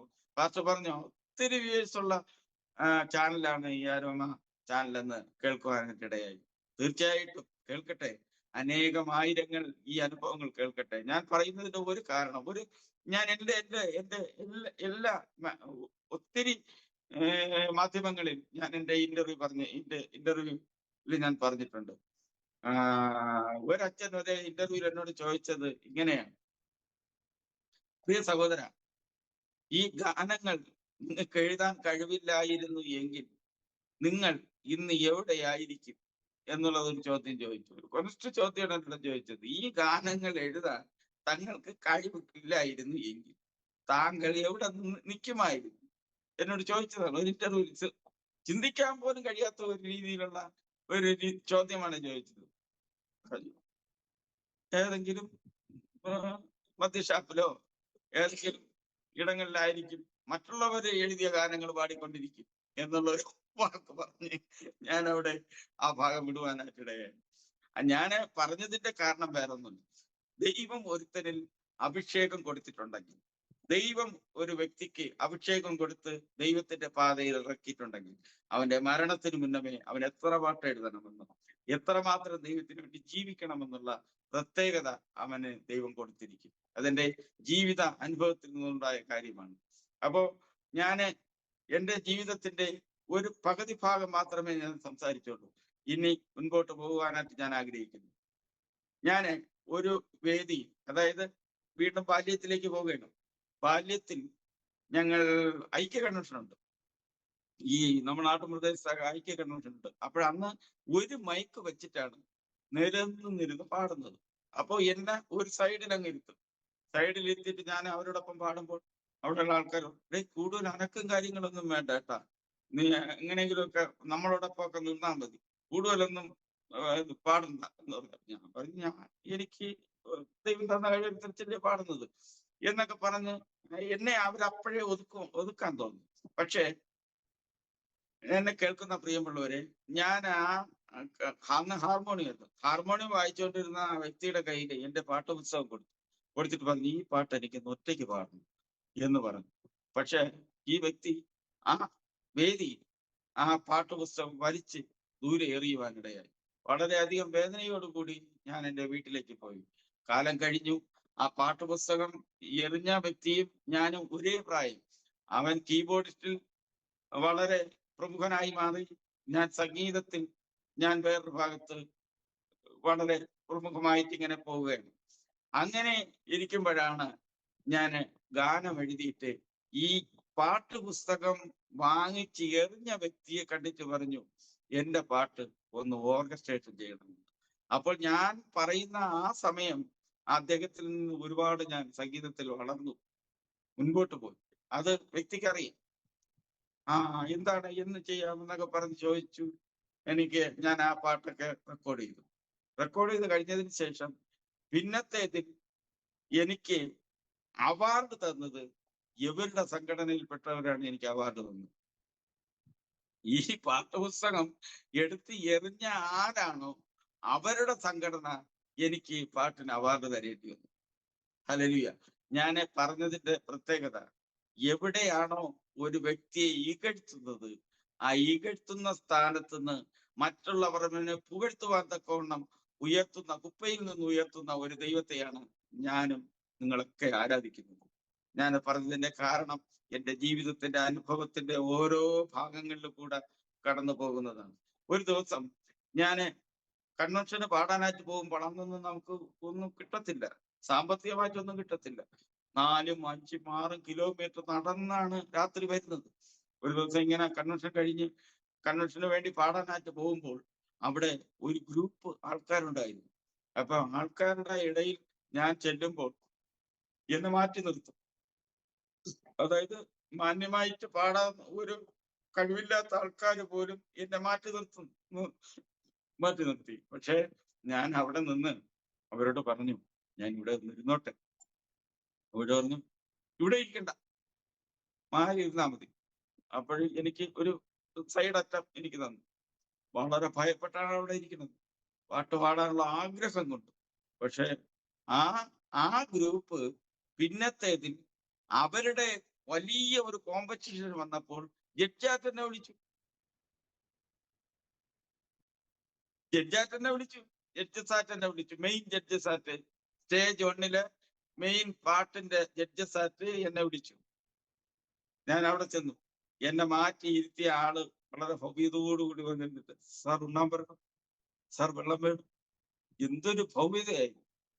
ആ കുപ്പയിൽ നിന്ന് ഉയർത്തുന്ന ദൈവത്തെ ആരാധിക്കുന്ന എനിക്ക് കിട്ടുന്ന ഏറ്റവും വലിയ അവാർഡുകളിൽ ഒന്നായിട്ട് ഞാനത് കാണും. ഹല്ലേലൂയ. ഇന്ന് ഈ കാലഘട്ടങ്ങളിൽ ഞാൻ സംസാരിച്ചുകൊണ്ടിരിക്കുന്ന ഈ സമയത്തും എന്റെ ഗാനങ്ങൾ പലയിടങ്ങളിലും പാടുന്നുണ്ട്, പല ആൾക്കാരും പാടുന്നുണ്ട്. ഒരിക്കൽ ഒരു അനുഭവം ഉണ്ടായി. ഈ ഞാൻ നിന്നെ കൈവിടുമോ എന്നുള്ള പാട്ട് വേറൊരു ദൈവദാസൻ പ്രസംഗിച്ചോണ്ട് നിന്നപ്പോൾ ദൈവകൃപയാൽ എനിക്ക് ഈ ഗാനം എഴുതുവാൻ സാധിച്ചു. അതെന്റെ ഏറ്റവും വലിയ ഭാഗ്യമായിട്ട് കരുതുന്നു എന്നും പറഞ്ഞുകൊണ്ട് അദ്ദേഹം ഈ പാട്ട് പാടി ആ കൺവെൻഷൻ സ്ഥലത്ത്. എനിക്ക് അതിന്റെ ക്ലിപ്പിംഗ്സ് എടുത്ത് എന്റെ ഫോണിലിട്ട് തന്നു. ഞാൻ പിറ്റേ ദിവസമായപ്പോഴേക്കും അദ്ദേഹത്തിനെ വിളിച്ചു. അദ്ദേഹത്തിന്റെ നമ്പർ കിട്ടി. ഞാൻ വിളിച്ചു, ഹലോ, ഞാൻ നിന്നെ കൈവിടുമോ എന്നുള്ള പാട്ട് ഇന്നലെ കൺവെൻഷനിൽ പാടിയ സാറല്ലേ, പാസ്റ്ററല്ലേ? അതെ, ഞാനാണ്. പാസ്റ്ററാണ് എഴുതിയത്. അതെ, ഞാൻ എഴുതിയതാണ്. ഇതിന്റെ അനുഭവം എന്ന് പറയുമ്പോൾ പാസ്റ്റർ, അനുഭവമൊന്നുമില്ല, ഞാൻ അങ്ങ് എഴുതി.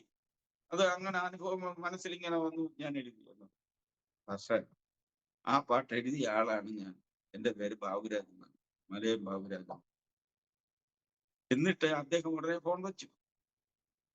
ഞാൻ പറഞ്ഞതിന്റെ കാരണം, ഒരു വ്യക്തി എഴുതിയ ഗാനത്തെ അതിന്റെ സൃഷ്ടാവ് ഞാനാണെന്നും പറഞ്ഞുകൊണ്ട് പറയുന്ന അനേക വ്യക്തികളെന്നുണ്ട്.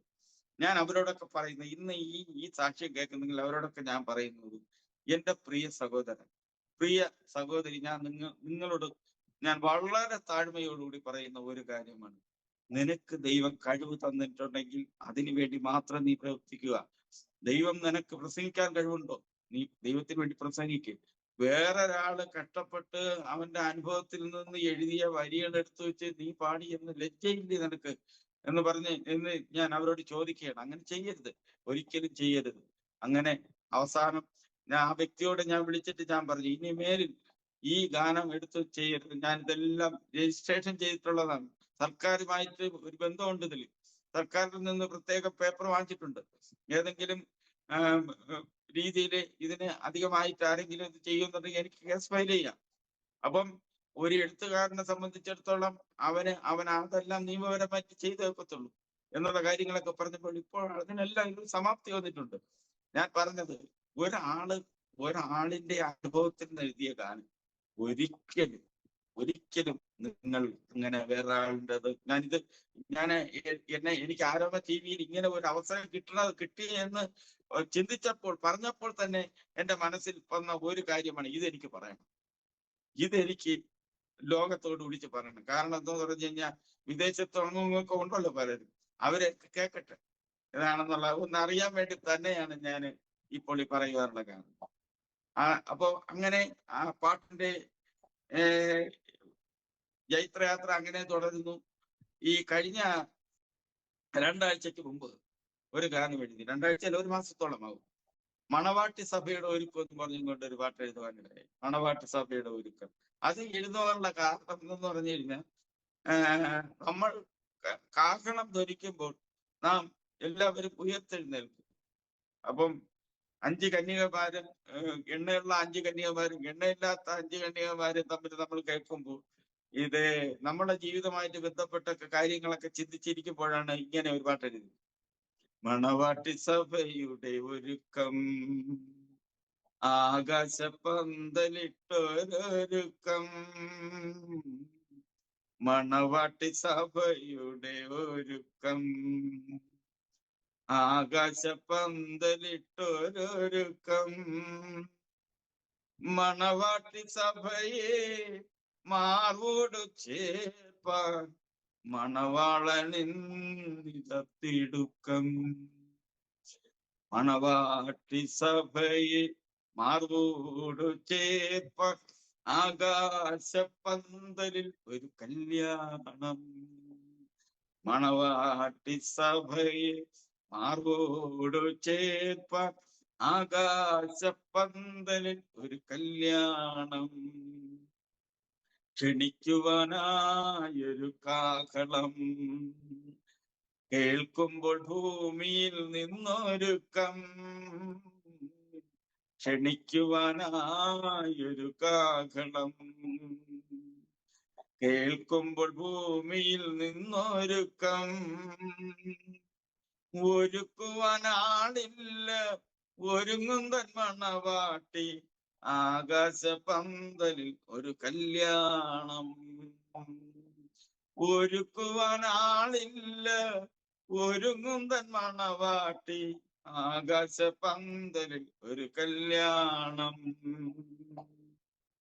ഇങ്ങനെ ഒരു ഗാനമില്ല. ഇത് ഒത്തിരി താഴെ കുറച്ച് വരികൾ ഇനിയുമുണ്ട്. ഞാൻ ഈ എഴുതിയ സമയത്ത് അത് എഴുതി കഴിഞ്ഞതിന് ശേഷം എൻ്റെ പ്രിയ പത്നി അടുക്കളയിൽ ചെറിയ ജോലികളൊക്കെ ചെയ്തുകൊണ്ടിരിക്കുക. അപ്പൊ ഞാൻ ഈ എൻ്റെ ഫോണില് റെക്കോർഡ് ചെയ്തിട്ട് അവളുടെ ഫോണിലാണ് അത് വാട്സാപ്പിൽ ചെല്ലുന്നത്. ഇവളിങ്ങനെ നോക്കിയിട്ട് എന്നോട് പറഞ്ഞു, കൊള്ളാം, നല്ല പാട്ട്. പക്ഷെ ഞാൻ ഈ പാട്ട് എഴുതുമ്പോഴെല്ലാം ഇവൾക്ക് വളരെ സന്തോഷമാണ്. ഇത് ഒരു വെറൈറ്റി സോങ് ആണ് എന്ന് പറയുവാനിടയായി. പക്ഷെ പ്രിയമുള്ളവരെ, ഇന്ന് ഞാൻ ഈ യൂട്യൂബില് കൊടുക്കുന്നതിലേക്ക് വേണ്ടി കെസ്റ്ററുമായിട്ട് ഈ പാട്ട് സംസാരിച്ചു വെച്ചിരിക്കുകയാണ്. ഇപ്പൊ കെസ്റ്റർ ഇപ്പൊ വന്നിട്ടുണ്ട്. കെസ്റ്റർ ഇപ്പൊ അതിന്റെ ഓർക്കസ്ട്രേഷൻ നടക്കുന്നു. കെസ്റ്റർ വിട്ട് പാടിക്കുവാനായിട്ട് ആഗ്രഹിക്കുന്നു. ഞാൻ പറഞ്ഞത്, ഇനി നാളൊരു കാലത്ത് ചിലപ്പം ഞാൻ ഈ പാട്ട് എഴുതിയെന്ന് പറഞ്ഞുകൊണ്ട് വേദിയിൽ ആരെങ്കിലും ഒക്കെ പ്രസംഗിക്കുമായിരിക്കാം. ഞാൻ അവരോട് പറയുന്നത്, നിങ്ങൾ അങ്ങനെ ഒന്നും ചെയ്യരുത്. നിങ്ങൾക്ക് കിട്ടിയ താരം, നിങ്ങൾക്ക് ദൈവം തന്നത് നിങ്ങൾ ഉപയോഗിക്കുക. ദൈവത്തിന് വേണ്ടി വേല ചെയ്യുക. മറ്റുള്ള വ്യക്തിയുടെ ഒരു നന്മ എടുത്ത് ഞാനാണ് ചെയ്തു എന്നുള്ളത് ഒരിക്കലും പറയരുത് എന്നാണ് എനിക്ക് ഈ അവസരത്തിൽ പറയുവാനുള്ളത്. വേറൊരു അനുഭവം എന്ന് പറഞ്ഞു കഴിഞ്ഞാൽ, എൻ്റെ കുഞ്ഞുനാളിലേക്ക് ഞാൻ വീണ്ടും പോവുകയാണ്. അപ്പൊ അങ്ങോട്ടും ഇങ്ങോട്ട് ഓർമ്മ വരുന്നതാണ് ചിന്തിച്ചു പോകുന്നത്. ഒരു ദിവസം ഞാൻ എൻ്റെ സ്കൂള് വിട്ട് ഞാൻ വീട്ടിലേക്ക് വരുമ്പോൾ എൻ്റെ വസ്ത്രം മുഷിഞ്ഞതാണ്. ഞാൻ നേരത്തെ പറഞ്ഞല്ലോ, എൻ്റെ ദരിദ്ര കുടുംബത്തിൽ ജനിച്ച ഒരു വ്യക്തിയാണ്. എനിക്ക് നേരെ ചൊവ്വേ വസ്ത്രമില്ല. അപ്പൊ അങ്ങനെ മുഷിച്ച വസ്ത്രം ധരിച്ചു പോകുമ്പോഴേക്കും ഇത്തിരി സാമ്പത്തികമുള്ള വ്യക്തികൾക്കെല്ലാം നമ്മളെ കാണുമ്പോൾ ഒരു കളിയാക്കലും കാര്യങ്ങളും ഒക്കെയാണ് അവർക്കുണ്ടായിരിക്കുന്നത്. അവര് എൻ്റെ വസ്ത്രം പിടിച്ച് അല്പമെങ്കിലും ഒക്കെ വസ്ത്രം കീറിയിരിക്കുന്നത് അതിനെ കീറിയങ്ങ് വിടും. അപ്പം ഞാൻ കരഞ്ഞുകൊണ്ട് വീട്ടിൽ ചെല്ലും. എനിക്ക് പിറ്റേ ദിവസം വസ്ത്രമില്ല. പക്ഷെ എൻ്റെ അനുഭവം പറയുവാനായിട്ട് ഞാൻ ആഗ്രഹിക്കുന്നു. ഈ വസ്ത്രം കീറി എന്നെ അപമാനിച്ചു വിട്ട ഒരു വ്യക്തി, അദ്ദേഹത്തിന്റെ ഒരു മക്കൾക്ക്, ഒരു ആൾക്കാർക്കും ഒരു സർക്കാർ ജോലി കിട്ടിയിട്ടില്ല. ഇന്നും പറമ്പിലും അവിടെ എവിടെയൊക്കെ ജോലി ചെയ്ത് ജീവിക്കുന്നു. പക്ഷെ അവരുടെ മുമ്പിൽ എന്നെ ഒരു സർക്കാർ ജോലിക്കാരനാക്കി തീർത്തത് എൻ്റെ ദൈവത്തിന്റെ ആ സ്നേഹം തന്നെയാണ്. ഞാൻ പറഞ്ഞത്, ഒരു കാലത്ത് നമ്മെ തള്ളിയെങ്കിൽ വേറൊരു ഭാഗത്ത് നമ്മളെ കൊള്ളാൻ ആൾക്കാരുണ്ട്. ആ ദൈവം ജീവിക്കുന്ന ദൈവമാണെന്ന് എൻ്റെ അനുഭവത്തിലൂടെ പറയുവാനായിട്ട് ഞാൻ ആഗ്രഹിക്കുന്നു. ഞാനിപ്പോൾ പൊയ്ക്കൊണ്ടിരിക്കുന്ന ചർച്ച് ഓഫ് ഗോഡ് എന്ന് പറഞ്ഞ ചൂരലോട്ട ചർച്ചിലാണ്. ആ ചർച്ചിൽ ഞങ്ങൾക്ക് കുറെ വിശ്വാസികളുണ്ട്.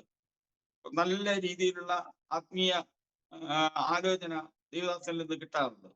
അപ്പൊ ഞാൻ നേരത്തെ പാസ്റ്റർ കണ്ടതായ ശരത്ത്, ഞാൻ അതേപോലെ ശരത്തിന്റെ സഹോദരി, നമ്മളെല്ലാവരും ദൈവത്തിന്റെ സന്നിധിയിൽ ദൈവത്തിന് വേണ്ടി പാടുകയും ദൈവത്തിന് വേണ്ടി പ്രവർത്തിക്കുകയും ചെയ്തുകൊണ്ടിരിക്കുന്നു. അപ്പോൾ ശരത്ത് മോനോട് ഞാൻ ഇപ്പൊ പറഞ്ഞത്, മോനെ, നമുക്ക് നല്ലൊരു ടീം ഇപ്പോഴുണ്ട്. വടക്കേ ഇന്ത്യയുടെ പല ഭാഗങ്ങളിലും പോയി ദൈവത്തിന് വേണ്ടി പ്രവർത്തിക്കേണ്ട സാഹചര്യങ്ങൾ നമുക്കുണ്ട്. അതിനുവേണ്ടി പോകണമെന്ന് ഞാൻ പറഞ്ഞിട്ടുണ്ട്. എൻ്റെ മകന്റെ അനുഭവം ഞാൻ പറയാനായിട്ട് ആഗ്രഹിക്കുന്നു. എൻ്റെ മകൻ അവിടെ വടക്കേ ഇന്ത്യയിൽ 7 വർഷത്തേക്ക് മുൻപ് പോയപ്പോൾ അവിടെ അവർക്ക് താമസിക്കാൻ താമസ സ്ഥലമില്ലായിരുന്നു.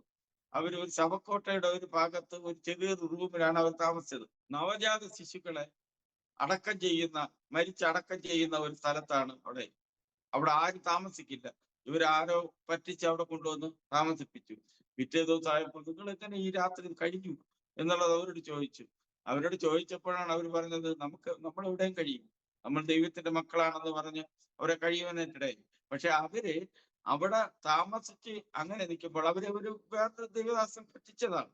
പക്ഷെ അവരവിടെ താമസിച്ചുകൊണ്ട് നിൽക്കുമ്പോൾ ഒരു ദിവസം അവര് ടൗണിലേക്ക് വരുന്ന സമയത്ത് ഭയങ്കരമായിട്ട് ഒരു മന്ത്രവാദം.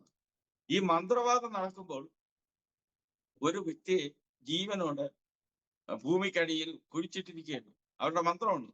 അപ്പം അവിടെ ഒരു തട്ടത്തിൽ കുറച്ച് വെള്ളം എടുത്ത് ഈ തട്ടത്തിൽ നിന്ന് വെള്ളം തുളുമ്പാതെ ആ കിടത്തിയിരിക്കുന്ന ആ ഭാഗത്തൂടെ മറികടന്ന് പോണം. അങ്ങനെ പോയ സമയത്ത് ഇവരവിടെ ചെന്നപ്പോൾ ഈ വ്യക്തിക്ക് ഈ തട്ടത്തിൽ നിന്ന് വെള്ളം എടുത്തിട്ട് ഒരിക്കലും അങ്ങ് മുമ്പോട്ട് കൊണ്ടുപോകാനൊക്കാത്ത ഒരു സാഹചര്യം വരുന്നു. തുളുമ്പി വെള്ളം കളയുന്നു. അപ്പോൾ വളരെ രൂക്ഷമായിട്ട് ആ പൂജാരി എന്റെ മക്കളെ നോക്കി, രണ്ടുപേരെ നോക്കി. അത് പോയത് എന്താണെന്നുള്ള കാര്യം പൂജാരിക്ക് അറിയാം.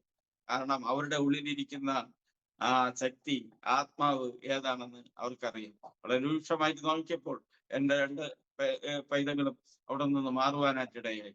എന്റെ മകനെ വളരെ ശോധനയിലൂടെ നടത്തിയ കാലഘട്ടങ്ങളുണ്ടായി. കാരണം അവനും എന്റെ മകനും പാസും കൂടെ വാഹനം ഓടിച്ചു പോകുമ്പോൾ ഒരു അപകടമുണ്ടായ സമയത്ത് ഈ ആ ട്രക്കിന്റെ അടിയിലായിട്ട് ഈ വാഹനം ഓടിച്ച പാസ്റ്റർ പോകാനായിട്ടിടയായി. ആ ബോഡി രണ്ടായിട്ട് ചതഞ്ഞരിഞ്ഞ് അവിടെ ആ പാസ്റ്റർ മരിക്കുവാനായിട്ടിടയായി. ആ ബീഹാർ മണ്ണിൽ മുട്ടുകുത്തി നിന്ന് ദൈവത്തോട് പ്രാർത്ഥിക്കുന്നത് ബീഹാറിലെ പത്രങ്ങളിലെല്ലാം പിറ്റേ ദിവസം വന്നു. അവൻ വളരെയധികം മാനസികമായിട്ട് തകർന്നു. രാത്രി കാലങ്ങളിലൊക്കെ ഉറക്കത്തിൽ നിന്ന് നടന്നു പോകുന്ന സംഭവങ്ങളൊക്കെ അവന്റെ ജീവിതത്തിലുണ്ടായി.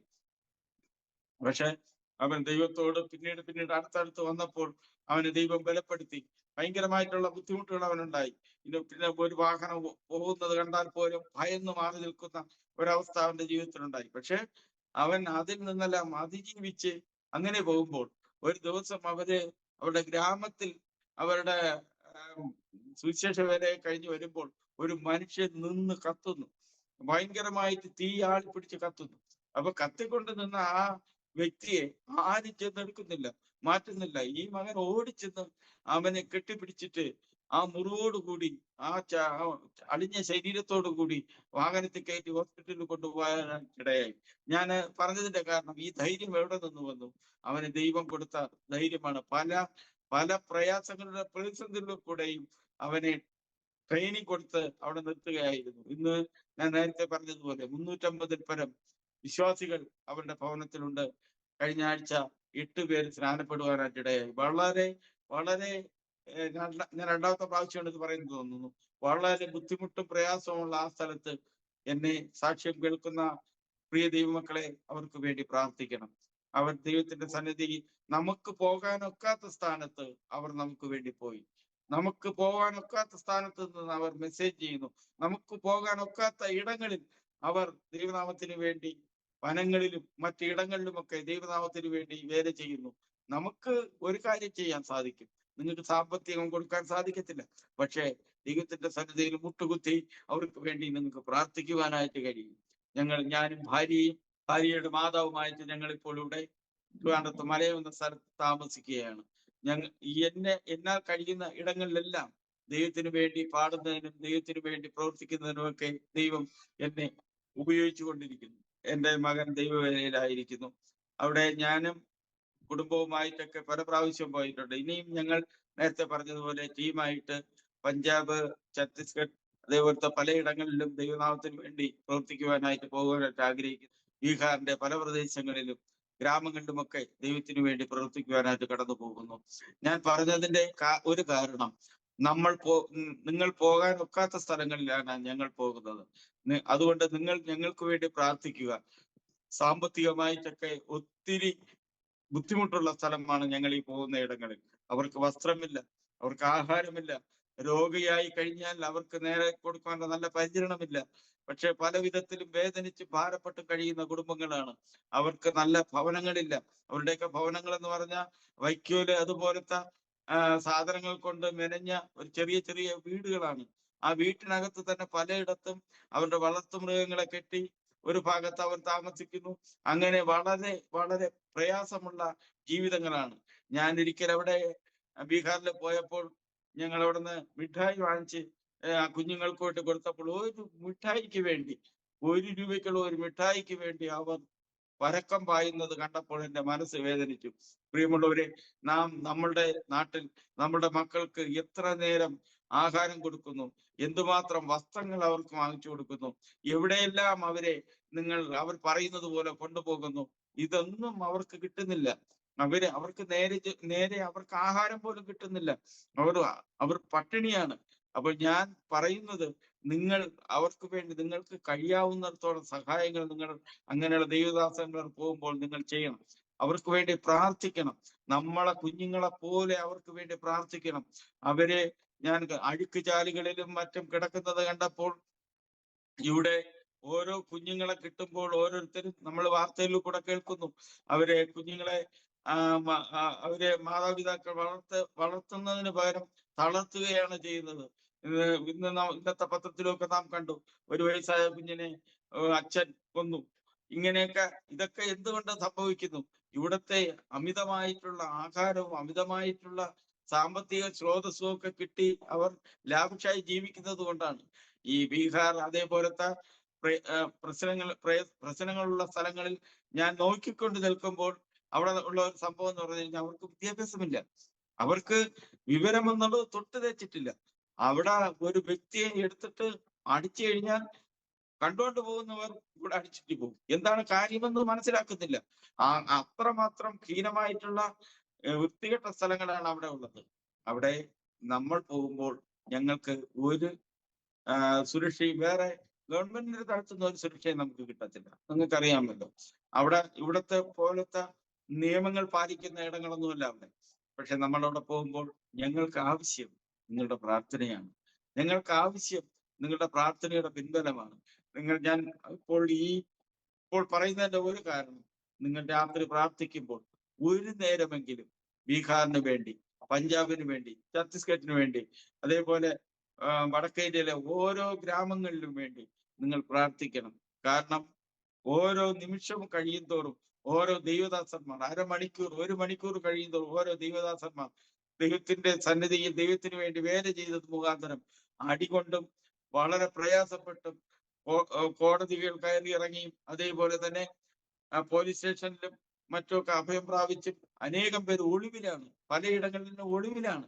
അവരെ കിട്ടിയാൽ അവർ അറസ്റ്റ് ചെയ്തുകൊണ്ട് പോകും. അങ്ങനെയുള്ള പ്രത്യേക സാഹചര്യങ്ങളിലാണ് വടക്കേ ഇന്ത്യയിലുള്ള പ്രവർത്തനങ്ങൾ നടക്കുന്നത്. അതുകൊണ്ട് ദൈവമക്കളെ, നിങ്ങൾ അവർക്ക് വേണ്ടി പ്രാർത്ഥിക്കുക, നിങ്ങൾ അവർക്ക് വേണ്ടി ഇടിവിൽ നിൽക്കുക. രാത്രികാലങ്ങളിൽ പ്രാർത്ഥിക്കുമ്പോൾ അവർക്ക് വേണ്ടി പ്രത്യേകിച്ച് അവർ സമയം വേർതിരിച്ച് ഞാൻ പറയുന്നത് പോലെ നിങ്ങൾ അവർക്ക് വേണ്ടി പ്രാർത്ഥിക്കണമെന്ന് മാത്രമേ എനിക്ക് ഈ അവസരത്തിൽ പറയുവാനുള്ളൂ. എൻ്റെ ഈ സാക്ഷ്യം കേൾക്കുന്ന നിങ്ങളോട് ഒരു കാര്യം പറയാനായിട്ട് ആഗ്രഹിക്കുന്നു. ഞാൻ നേരത്തെ എൻ്റെ തുടക്കത്തിൽ ഞാൻ പറഞ്ഞു, ഞാൻ വളരെ മോശം വളരെ ദാരിദ്ര്യ കുടുംബത്തിൽ ജനിച്ച് വളർത്തപ്പെട്ട ഞാൻ ഇപ്പോൾ ഏത് സ്റ്റേജാണെന്ന് നിങ്ങളോട് ഞാൻ പറഞ്ഞില്ല. അതും കൂടെ പറയാതിരുന്നാൽ ഇത് പൂർണ്ണമാകത്തില്ല. ഞാൻ ഒരു നേരത്തെ ആഹാരം കഴിക്കുവാനായിട്ട് വഴിയില്ലാതെ ഉള്ള ഒരു കുടുംബത്തിലാണ് ഞാൻ ജനിച്ചു എങ്കിൽ, ഇന്ന് ഞാൻ ഏത് ആഹാരം കഴിക്കണമെന്ന് ഞാൻ തീരുമാനിക്കണം. ആ വിധത്തിൽ ദൈവം എന്നെ മാനിച്ചു. ഏത് വാഹനത്തിൽ കയറണമെന്ന് ഞാൻ ആഗ്രഹിച്ചാൽ എനിക്ക് ആ വാഹനത്തിൽ കയറാനുള്ള ഭാഗ്യം എനിക്ക് ദൈവം തന്നു. ഏത് സ്ഥലത്ത് പോകണമെന്ന് ചിന്തിച്ചാൽ ആ സമയത്ത് പോകുവാനുള്ള വഴി ദൈവം എനിക്ക് ഒരുക്കി തന്നു. എൻ്റെ മക്കൾക്ക് അനുഗ്രഹിക്കപ്പെട്ട നന്മകൾ ദൈവം കൊടുത്തു. എൻ്റെ തലമുറകളെ ദൈവം മാനിച്ചു. അത് ഞാൻ പറഞ്ഞതിന്റെ കാരണം, രക്ഷിക്കപ്പെട്ടു, സ്നാനപ്പെട്ടു, അഭിഷേകം പ്രാപിച്ചു എന്ന് പറഞ്ഞ് നിങ്ങളെ അങ്ങനെ ഒരു പ്രത്യേക തലത്തിൽ എത്തിക്കുമെന്നല്ല ഞാൻ പറഞ്ഞത്. ഞാൻ പറഞ്ഞതിന്റെ കാരണം, അങ്ങനെ ദൈവത്തിന് വേണ്ടി നാം നിന്നാൽ, ദൈവത്തോട് ചോദിക്കാതെ തന്നെ ദൈവം നമ്മളെ മാനിക്കുന്ന ദൈവമാണ് നമ്മുടെ ദൈവമെന്ന് ഞാൻ ഇത്തരണത്തിൽ പറയുവാനായിട്ട് ആഗ്രഹിക്കുന്നു. എൻ്റെ ഈ സാക്ഷ്യം കേട്ടുകൊണ്ടിരുന്ന നിങ്ങൾക്ക് നിങ്ങളുടെ ജീവിതത്തിലൂടെ ഒന്ന് കണ്ണോടിച്ചു നോക്കുമ്പോൾ എവിടെയെങ്കിലും ഏതെങ്കിലും ഇടത്ത് നിങ്ങൾക്ക് ഈ വഴികളിലൂടെ പോയവര് കാണുമെന്ന് ഞാൻ വിശ്വസിക്കുന്നു. അങ്ങനെയെങ്കിൽ തീർച്ചയായിട്ടും വരുന്ന ആളുകളിൽ ദൈവത്തിന് വേണ്ടി നിങ്ങൾ നിൽക്കുക, ദൈവത്തിന് വേണ്ടി പ്രവർത്തിക്കുക. ഈ ആരോമ ടിവിയിൽ എനിക്ക് ഒരു അവസരം തന്ന ദൈവത്തിന് അതിന്റെ ഭാരവാഹികൾക്ക് എന്റെ പേരിലുള്ള, എന്റെ കുടുംബത്തിന്റെ പേരിലുള്ള അഗൈതവമായ നന്ദി ഞാൻ പ്രകാശിപ്പിക്കുന്നു. ദൈവം ധാരാളം നമ്മെ അനുഗ്രഹിക്കട്ടെ. ഞാൻ നേരത്തെ പറഞ്ഞതായ ഞാൻ നിന്നെ കൈവിടുമോ എന്നുള്ള പാട്ടിന്റെ അനുഭവം ഞാൻ പറഞ്ഞു. ഞാനത് പാടിയില്ല, അത് പാടുന്നതിന് ഞാൻ ആഗ്രഹിക്കുന്നു. ഞാൻ നിന്നെ കൈവിടുമോ, ഞാൻ നിന്നെ കൈവിടുമോ, എണ്ണമില്ലാതുള്ള നന്മകൾ തന്നില്ലേ, ഞാൻ നിന്നെ കൈവിടുമോ, എണ്ണമില്ലാതുള്ള നന്മകൾ തന്നില്ലേ, ഞാൻ നിന്നെ കൈവിടുമോ, വഴിയരികിൽ നീ കിടന്നപ്പോൾ പലരും നിന്നെ കണ്ടു മാറിപ്പോയി, ആ നേരവും നിന്റെ ചാരെ ഞാൻ വന്നു, മൃദുവായി കാതിൽ ചൊല്ലി, ആ നേരവും നിന്റെ ചാരെ ഞാൻ വന്നു, മൃദുവായി കാതിൽ ചൊല്ലി, ഞാൻ നിന്നെ കൈവിടുമോ, ഞാൻ നിന്നെ കൈവിടുമോ, ഞാൻ നിന്നെ കൈവിടുമോ, എണ്ണമില്ലാതുള്ള നന്മകൾ തന്നില്ലേ, ഞാൻ നിന്നെ കൈവിടുമോ, നീ യാത്ര ചെയ്യും മുൻപും പിൻപും ദൂതന്മാരെ കാവലായി തന്നില്ലേ, ആഹാരപാനീയം സർവവും നൽകി ക്ഷേമമായി നടത്തിയില്ലേ, ആഹാരപാനീയം സർവവും നൽകി ക്ഷേമമായി നടത്തിയില്ലേ, ഞാൻ നിന്നെ കൈവിടുമോ.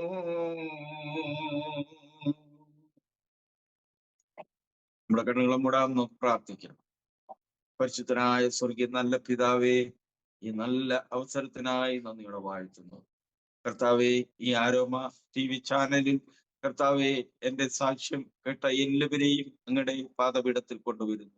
കർത്താവെ, അടിയന്റെ അനുഭവത്തിലൂടെ അങ്ങ് നടത്തിയ വിധങ്ങളെ അവരുടെ മുൻപിൽ വയ്ക്കുവാൻ ഇടയാക്കിയ നല്ല ഭാഗ്യത്തിനായി നന്ദിയോടെ വാഴ്ത്തുന്നു. ഈ ആരോമ ടിവിയുടെ പിന്നിൽ പ്രവർത്തിക്കുന്ന അങ്ങയുടെ ദാസന്മാരോർത്ത് പ്രാർത്ഥിക്കുന്നു. കർത്താവെ, അവരെ അധികമായി അനുഗ്രഹിക്കണമെന്ന് പ്രാർത്ഥിക്കുന്നു. ഈ നാളുകളിൽ കർത്താവെ, ഈ ചാനൽ മുഖാന്തരം കേട്ടുകൊണ്ടിരിക്കുന്ന സാക്ഷ്യങ്ങൾ, കേട്ടുകൊണ്ടിരിക്കുന്ന ഗാനങ്ങളെല്ലാം അനേകം ലക്ഷക്കണക്കിന് കോടിക്കണക്കിന് വ്യക്തികൾക്ക് ആശ്വാസവും വിടുതലുമായി തീരട്ടെ എന്ന് ഞാൻ ആത്മാർത്ഥമായി പ്രാർത്ഥിക്കുന്നു. കർത്താവെ, ഈ സമയം നൽകിയ കർത്താവെ, അങ്ങയുടെ നൽകിയ നല്ല സമയത്തിനായി അങ്ങേക്ക് നന്ദി അർപ്പിക്കുന്നു. പിതാവേ, നന്ദി അർപ്പിക്കുന്നു. ഇതിന്റെ പിന്നിൽ പ്രവർത്തിക്കുന്ന നിന്റെ മക്കളായ എല്ലാവരെയും ഒന്നുകൂടെ അനുഗ്രഹിച്ച് പ്രാർത്ഥിക്കുമ്പോൾ ദൈവത്തോടുകൂടി പ്രാർത്ഥന കേൾക്കണമേ, സ്വർഗീയ നല്ല പിതാവേ. താങ്ക് യു കർത്താവിന്റെ വിലപ്പെട്ട ദാസൻ പ്രിയ മലയം ബാബുരാജ്. ഇത്രത്തോളം സമയം വളരെ അനുഗ്രഹിക്കപ്പെട്ട ജീവിതാനുഭവവും മനോഹരമായ പാട്ടുകളും ദൈവം നടത്തിയ അത്ഭുതകരമായ സാക്ഷ്യവും ദൈവനാമ മഹത്വത്തിനു വേണ്ടി അരോമ TV പ്രേക്ഷകരോടൊപ്പം പങ്കുവയ്ക്കുവാൻ സ്വർഗത്തിലെ ദൈവം കൃപ ചെയ്തത് ഓർത്ത് ഞാൻ ദൈവത്തിന് സകല മഹത്വവും കരയേറ്റുന്നു. വളരെ ദാരിദ്ര്യവും പട്ടിണിയും കഷ്ടപ്പാടുകളും നിറഞ്ഞതായ ബാല്യവും അങ്ങനെയുള്ളതായ സാഹചര്യത്തിൽ ഒരു കുടുംബത്തിലെ ജനിച്ചു വളർത്തപ്പെടുവാനും ഭാഗ്യം ലഭിച്ചു എന്ന് വേണം പറയാൻ.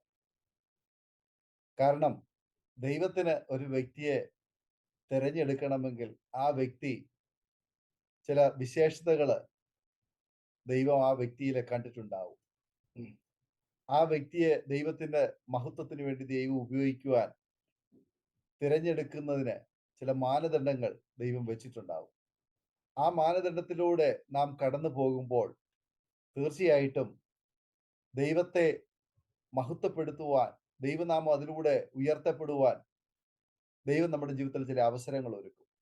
നമ്മൾ പ്രതീക്ഷിക്കാത്ത, നമ്മൾ ആഗ്രഹിക്കാത്ത ചില കാര്യങ്ങളായിരിക്കാം ഒരുപക്ഷെ നമ്മുടെ ജീവിതത്തിൽ കടന്നു വരിക.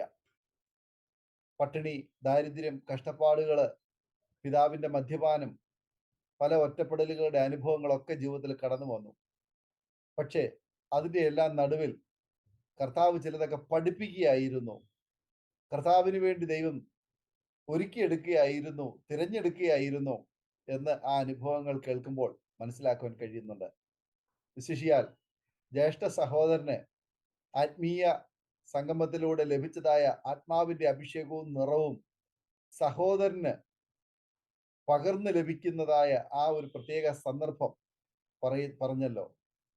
അന്ന് ആ പാട്ട് പാടിയപ്പോൾ ആ ഗാന ശുശ്രൂഷയിലൂടെ ജ്യേഷ്ഠ സഹോദരന് പരിശുദ്ധാത്മാവിന്റെ അഭിഷേകം അല്ലെ ആ ഒരു നിറവ് അന്യഭാഷ അടയാളത്തോടുകൂടി പ്രാപിക്കുവാൻ കഴിഞ്ഞു. അദ്ദേഹം അത് തൻ്റെ സഹോദരനും അത് ലഭിക്കണമെന്നുള്ള അതിയായ ആഗ്രഹ നിമിത്തം വീട്ടിൽ വന്നിരുന്ന് ഒരുമിച്ച് ചേർന്നിരുന്ന് ആ അതേ പാട്ട് പാടി ഒരുമിച്ച് ആരാധിച്ച് ആത്മാവിൽ കർത്താവിനെ മഹത്വപ്പെടുത്തുവാനും അന്ന് രണ്ടുപേർക്കും ആ ആത്മസന്തോഷം അനുഭവിപ്പാൻ ഇടയായി തീർന്ന സാഹചര്യവും അയൽക്കാരൊക്കെ അവിടെ എന്താണെന്ന് അന്വേഷിച്ചു വന്നു, അതിനെക്കുറിച്ചൊക്കെ പറഞ്ഞു. പിന്നത്തേതിൽ വളർന്നു വന്ന് ബൈബിൾ സ്കൂളിൽ പഠിക്കുവാൻ പോയപ്പോൾ അവിടെ വെച്ച് ഉണ്ടായ സംഭവം ഞാൻ ശ്രദ്ധിച്ചു. അത് ആത്മനിറവില് ദൈവത്തെ ആരാധിക്കുന്ന അങ്ങനെ ഒരു വചനം പഠിപ്പിക്കുന്ന ആ ഒരു പ്രസ്ഥാനമായിരുന്നില്ല. പകരം പരിശുദ്ധാത്മാവിനെ വേണ്ടതുപോലെ വിശ്വസിക്കുകയോ അംഗീകരിക്കുകയോ ചെയ്യാൻ കഴിയാത്ത ഒരു സ്ഥാപനത്തിലായിരുന്നു ദൈവവചനം പഠിക്കാൻ വേണ്ടി പോയത് എന്ന് പറഞ്ഞു. അവിടുത്തെ ആ സാഹചര്യം ഉചിതമല്ല എന്ന് തോന്നിയപ്പോൾ അവിടെ നിന്ന് ഇറങ്ങി കൂടെ പഠിച്ച സഹപ്രവർത്തകരെ, സഹപാഠികള് അവിടെ നിന്ന് ഇറങ്ങി. അവരെല്ലാം ഇന്ന് കർത്താവിന്റെ വേലയിലായിരിക്കുന്നു. പ്രിയ കർത്താവിന്റെ ദാസന്റെ ജീവിതത്തിൽ പിന്നീട് ഇങ്ങോട്ട് തിരിഞ്ഞു നോക്കേണ്ടി വന്നിട്ടില്ല. ഏതെല്ലാം മേഖലകളിൽ കർത്താവിന് വേണ്ടി പ്രയോജനപ്പെടാമോ അതെല്ലാം കർത്താവ് കൊണ്ടുവരുവാൻ, പ്രയോജനപ്പെടുത്തുവാൻ ഇടയായി തീർന്നു. ഗാനങ്ങൾ 350 പരം ഗാനങ്ങള് ക്രൈസ്തവ ഗോളത്തിന് പാടുവാൻ വേണ്ടിയിട്ട് എഴുതുവാൻ ദൈവം തിരഞ്ഞെടുത്ത അനുഗ്രഹീതനായ ഒരു ഗാനരചയിതാവ്. പാട്ടുകൾ പാടുവാനും അതിനെ രചിക്കുവാനും അത് പ്രസിദ്ധീകരിക്കുവാനും വിവിധ നിലകളിൽ ദൈവം ഇന്ന് ഉപയോഗിച്ചുകൊണ്ടിരിക്കുന്നു എന്ന് കേൾക്കാൻ കഴിഞ്ഞു. കർത്താവിന്റെ ദാസനെ ദൈവം അനുഗ്രഹിക്കട്ടെ. ശക്തമായ ദൈവം വേദികളിൽ നിന്ന് വേദികളിലേക്ക് ദൈവം അയക്കട്ടെ.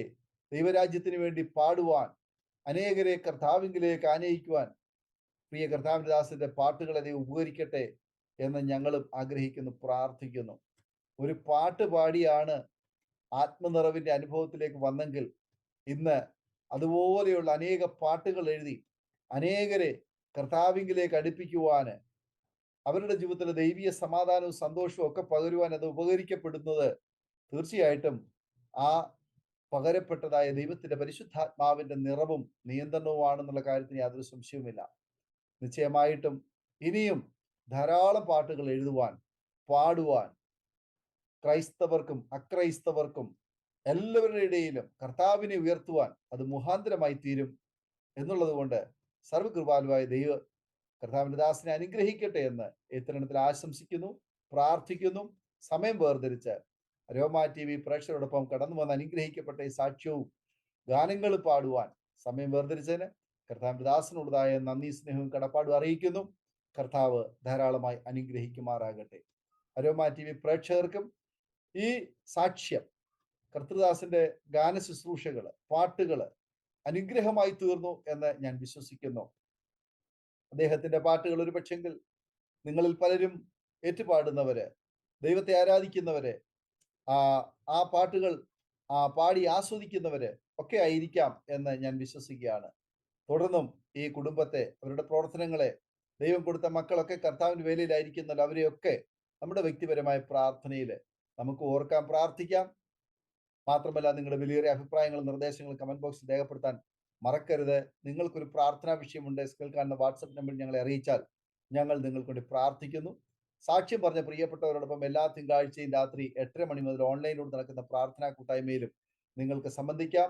ഈ സാക്ഷ്യം നിങ്ങൾ കേട്ട ശേഷം നിങ്ങളുടെ പ്രിയപ്പെട്ടവർക്ക്, സുഹൃത്തുക്കൾ കൂടി ഷെയർ ചെയ്ത് കൊടുക്കാൻ മറക്കരുത്.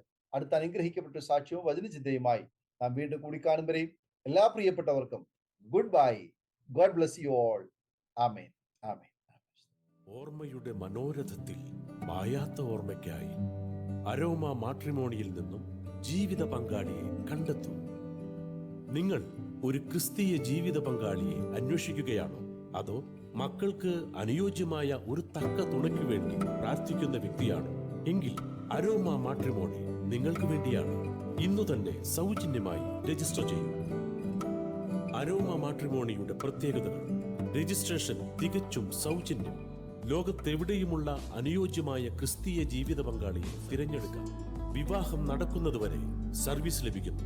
ഏറ്റവും ചെറിയ പാക്കേജുകളും തിരഞ്ഞെടുക്കാം. അരോമ മാട്രിമോണി നിങ്ങൾക്കായി ഒരുക്കുന്നു വിവാഹം പരമാനന്ദം. Email aroma matrimony2020@gmail.com.